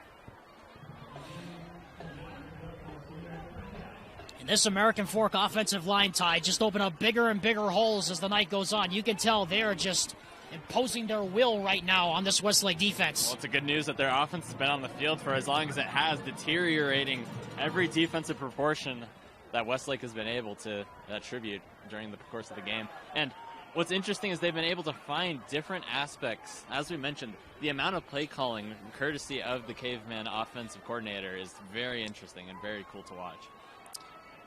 Yeah, I talked about Michael Hunsaker ad nauseum as Yearly gets stuffed after a gain of a yard. Like, we talked about it, Ty. Like, this is a team that was middle of the pack, kind of meh last year in offense, number 12 in 6A. This year, they have just taken off under offensive coordinator Michael Hunsaker. I mean, he has opened up this offense really in ways I don't think anybody in this part of town has seen for quite a long time. Well, and it's a reason that they're ranked number 1 in the state of Utah, and that's why. You played teams as difficult as they have played this year and have been able to conquer adversity and prove that you are, once again, the playoff-capable contender. Yearly takes it left side this time. I mean, we keep bringing it up, Ty. I mean, they put up 62 points on Lehigh. And Lehigh is no slouch. I mean, Lehigh finished third in the RPI at 8-2 in their first year in 6A. So there's a reason why this American Fork team is dangerous. And they can be dangerous when they want to or where they want to, especially at home, too. We mentioned 11-0 since 2021, and there's a reason for that. It's called home field advantage, and this has been proving to be the case. As you can see, the atmosphere and the fans that are supporting this Caveman team, who have arguably had a very, very rough football season over the course of the years that they've played. Third down, here's a handoff to Yeardley. Bounces off a couple of attackers, stays on his feet. Look at him drag the pile forward. Just non-stop power all the way inside the 35 and a first down. I mean, Jacob Yeardley, if no one has looked at this kid yet and given him an offer, they're nuts because this kid is good. Well, you got to love physics too, Alex. The amount of inertia that was coming out of that run was absolutely incredible. Got through 3 defenders and did not want to fall down. The inertia took him all the way, and at that point, I don't think anything was going to stop him except for maybe gravity. Or the turf monster. Yeah. As here he is again up the right side. This time he picks up about maybe 8 yards. As you would think, Yearly well over 100 yards rushing at this point. And Ty, I have to keep bringing it up because we have to keep saying it, but this American Fork team, like a lot of people were wondering if this team really had the chops to be number 1. We're seeing it right now, all over the field. Inside and out, all around. That's right. Second down and a yard. Here's Yeardley. And he's got the first down, approaching the red zone here for the American Fork Cavemen. The night got started early with Davis Andrews catching a touchdown pass. And then we had turnovers on 2 straight drives until American Fork finally punched it into the end zone to start the second quarter to go up 21-0. And it has been all Cavemen from that point on. As the Cavemen just going to let the clock run down inside of 7 minutes. Here's a handoff to Yeardley on a sweep to the near side. This time he gets cracked back by Beckham Featherstone, among others. And I'll bring up, says second down over there. I think it's going to be second down, or it could be third down. It's actually second. As Jacob Yearley will take his curtain call, and we would expect that might be the last time we see him here tonight, as Dax Watts will come in to relieve him now. Josh Andrews comes in motion to the near side. And again, it's a play action. Throw back to Andrews. It's incomplete. Story got hit late at the end of the play, but no flag. And it'll be third down and a long 8 here, or 9 for the American Fork Cavemen, who, by the way, Ty, have been fairly impressive on third down. 6 of 10 on third down here tonight. Oh, yeah, the Cavemen, I mean, once again, we talked about those third down conversions that you can get and why it's so important in the playoffs. Because if you're getting 3 and outs every single drive, it's not going to work to your benefit. And I can say that as, well, Captain Obvious over here. Well, that's not going to work at all. But if you don't get those third downs at those essential points, it feels like it loses your momentum game. As a touchdown is thrown to Josh Andrews. That is Dylan Story's 5th touchdown of the night. As with under 5 minutes to go here, or other 6 minutes to go here in this one, American Fork has reached 40. As the beat goes on here tonight for this American Fork offense. 4 touchdown passes tonight for Dylan Story. 2 to Davis Andrews, 1 to Josh Andrews. And 1 to Jet Nelson. The extra point is up, and it is good, and we have reached running clock territory, 42-7. It's all American Fork here tonight.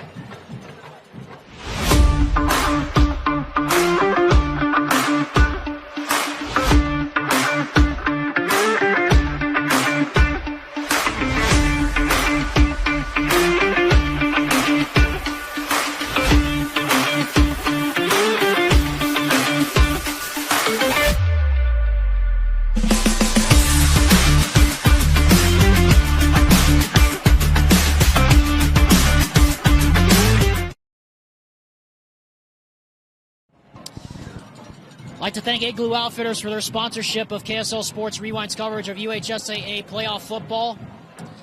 It's all Cavemen here tonight, the number 1 seed dominating Westlake 42-7. Dylan Story with a hat trick of touchdown passes. 2 to Davis Andrews. 1 to Josh Andrews. And a hat trick of touchdown runs by Jacob Yearley.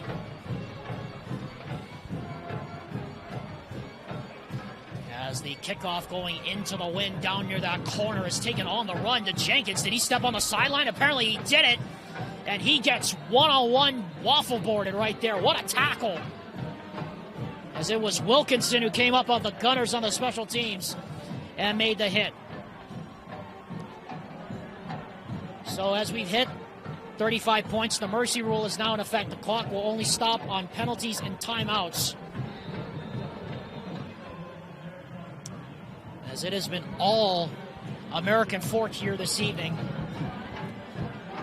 The 1st and 10 from the 21. Alexander Tumup alongside Ty Wilkinson.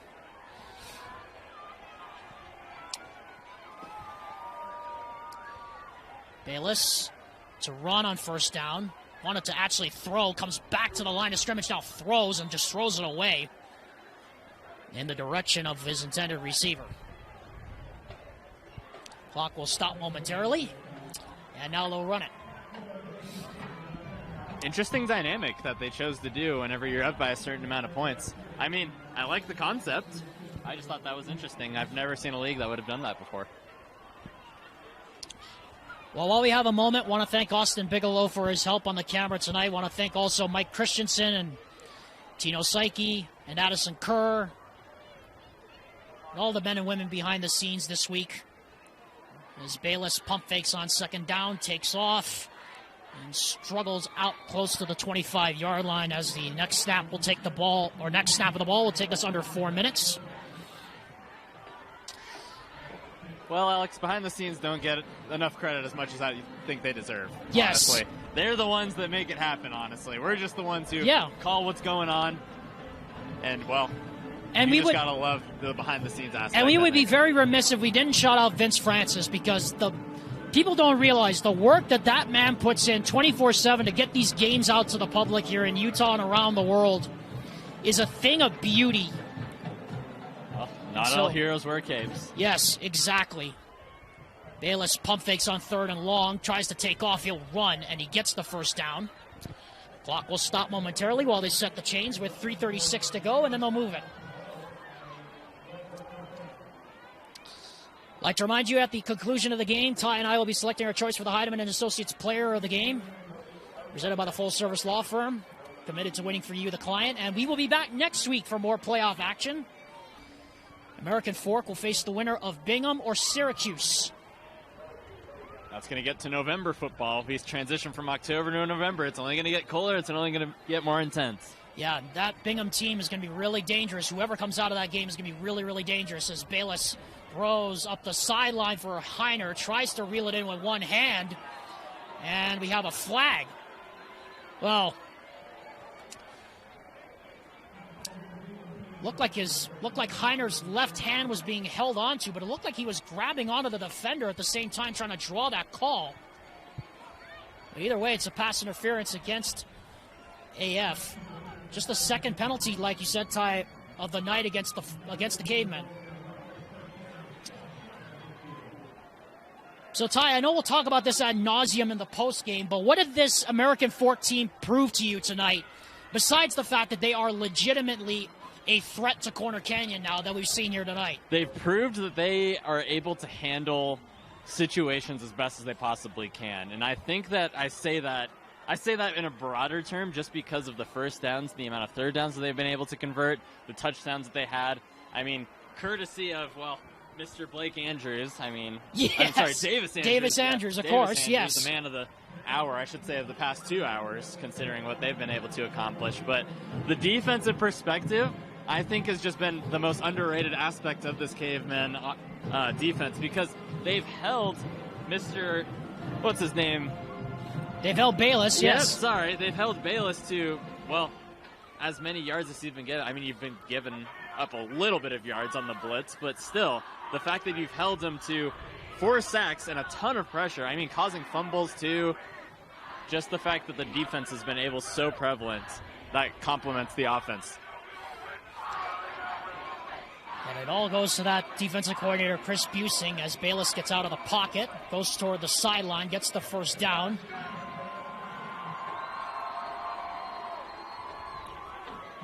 As American Fork will win their 9th game of the season, or rather their 10th game of the season.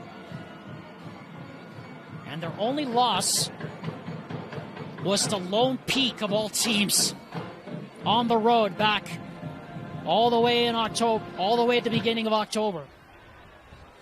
They have been a much different team since that night in Highland, for sure. Bayless option keeper on first down, cuts it back. And he gets taken down by a host of red shirts at about the 24-ish yard line. Call it the 24.5.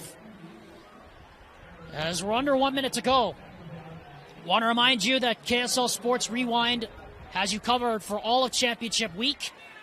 The quarterfinals start next week. Check the game stream listings for the game you want to watch. All games are available on the KSL Plus app. They're also available on KSLSports.com. And stay tuned, folks, to see where Ty and I will go.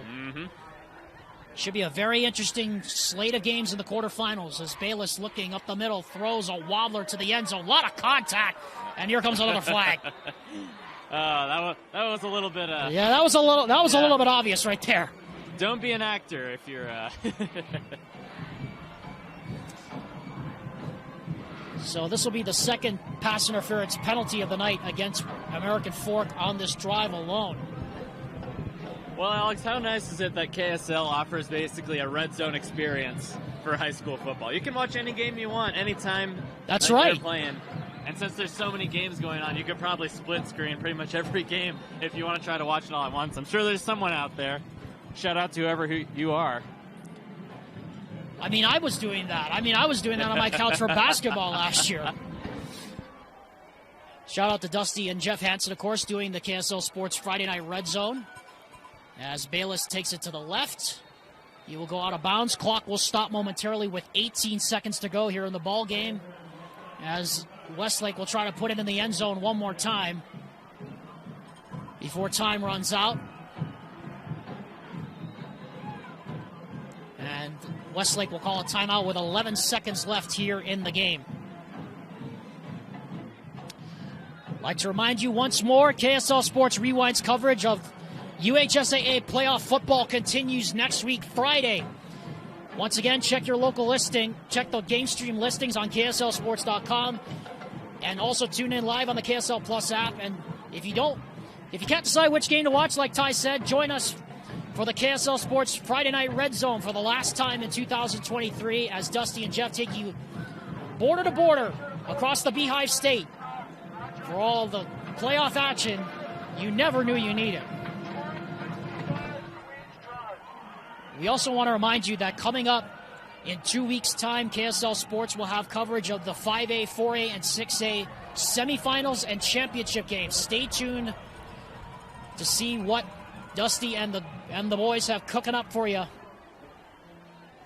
It may involve a megacast. Final 15 seconds of this one. Bayless to throw. Throws to the end zone for Heiner. And it is incomplete. Well, Alex, I have to ask, what number game are you on calling? Yeah, I knew you were going to bring this up. Yeah, I knew. I had to bring it up. 4.9 seconds. Yes, the last part 5 seconds left in the ball game, but yes, Ty was about to bring it up, folks. Next Friday will be my 50th game I've called for KSL Sports Read. For KSL Sports Read, I have 50 games. And I will be very, very remiss if I did not give a shout out to Dusty and Vince for giving me the opportunity to be here every Friday night doing what I love. I've had some great partners over the years with Alex Amrine and Tyler Gibb, Colton Potter, now my colleague at BYU Sports Nation, of course, Ty and Zach Hunter. Well, they all deserve, and Nate Carter and Eric Litzter, they all deserve accolades as the final play of the game takes place here. Bayless to the end zone, caught, touchdown. And that will do it. As time expires here tonight, Ezra Heiner with a second touchdown of the night. Westlake gets into the end zone one more time. And we will have, I believe we're going to have at least the extra point. And then that will end, or rather that's going to be it. Because the margin is not within 3 points, well, not within 2 points, they will not have the extra point. That is it. Well, Alex, how special was it that it was 4.9 seconds for your 49th going into your 50th? Yes, going into the 50th. American Fork is the one that moves on, though. They get the big W here tonight. They win 42-13. And we'll be back to wrap it all up on the Rewind Sports Network.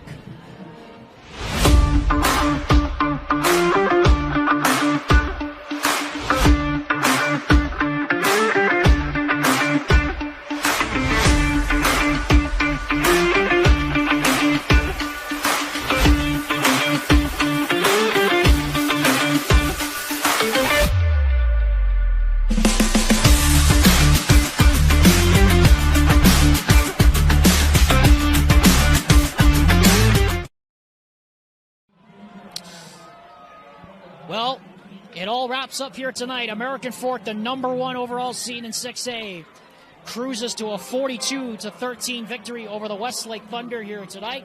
Alexander Timolip alongside Ty Wilkinson wrapping this one up for the top of the press box here at AF. And Ty, you know, we really have to say that this has been about as, it has gone about as much as we thought it would. However, you cannot deny anymore, this American Fork Cavemen team, they have just shown everybody why they are the favorite. They are the new favorites in 6A. This was a statement it was a statement, and it was a statement in disguise, too, at the same time. Everyone knew that American Fork was #1 going into this, but the fact that they were able to come out here proved that on both sides of the ball. That's what the biggest emphasis that I have on this night was. The defense was outstanding, offense did their job, perfectly coordinated, just beautiful football all around on the Cavemen perspective. Unfortunately, Westlake, they gave it their all. We saw them provide as much pressure and honestly as much as they possibly could. Just the Cavemen were the better team, and I think they are earnably deserving of that second round playoff. So we now move over to Westlake, put a bow on their season. Yes, it was a tough season for Westlake. 10 losses for Coach Arnold Ale in his first season as the Thunder's head coach. But, Ty, you cannot underestimate the fight and the will that this team has. This Westlake team, you know what? Despite their record, this is a tough team to play against. I know the Cavemen made it look easy tonight, but when you look at it on paper, this is not an easy team to play against. And you can be assured that they'll be back and better than ever next year. And unfortunately for the Cavemen, they don't have very many players on their side. Not just because of the division that they're in, but you can look at the comparison of American Fork to Westlake. And the fact that they were able to put up as good as a fight that they did shows that they are still a team with a lot to prove. I mean, a new head coach. I think this team is going to be very, very vigilant in the next couple of years. Obviously, they just need to get their foot in the works, I guess, and be a little bit better in competition once they get players. So it's time now to pick our Heidemann & Associates Player of the Game, presented by the full-service law firm committed to winning for you, the client. Yeah, I know Dylan Story had a great game. Yeah, we know Jacob Beerley had a hat trick of touchdowns tonight, but come on.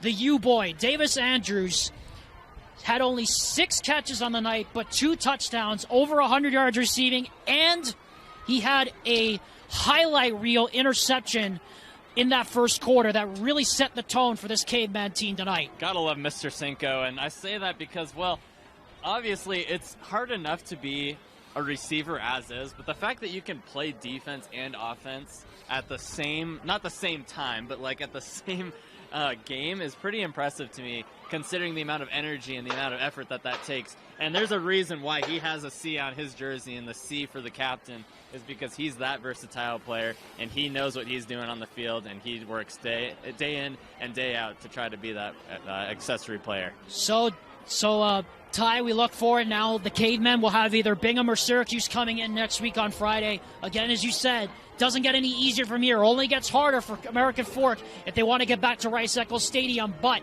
on the evidence we've seen tonight, there is no reason we should not expect anything less than what we've seen tonight out of this AF team next week against whoever they face. A provoking statement by the Cavemen, and above all, just all-around beautiful football. I had no complaints. A couple of penalties here and there were shown, and I don't want to, complain about that just because, well, that's football for you. You'll have those mess-ups. You'll have those misconceptions. Every team's not perfect, but they were pretty darn close. I'd say about 95% of the time. So we thank Austin Bigelow for being here. I thank Ty Wilkinson. Ty, that was fun to be back with you. And it's good to be back. We've got one more game to go. We got one more game to go in this season next week. Let's hope it was as dominant as it was tonight by AF. But anyway, we'll be back next week for the quarterfinals as it continues on the KSL Sports family of Rewind Sports Networks. For my broadcast partner, Ty Wilkinson, for Vince Francis back in Salt Lake, and for Austin Bigelow, this is Alexander Tillip saying good night. You've been watching another presentation of the UHSAA State Championships on the official streaming partner of the UHSAA, KSLSports.com. Until we meet again, everyone, Maui, remember we love you. Take care of one another, everyone. Aloha from Utah, and good night.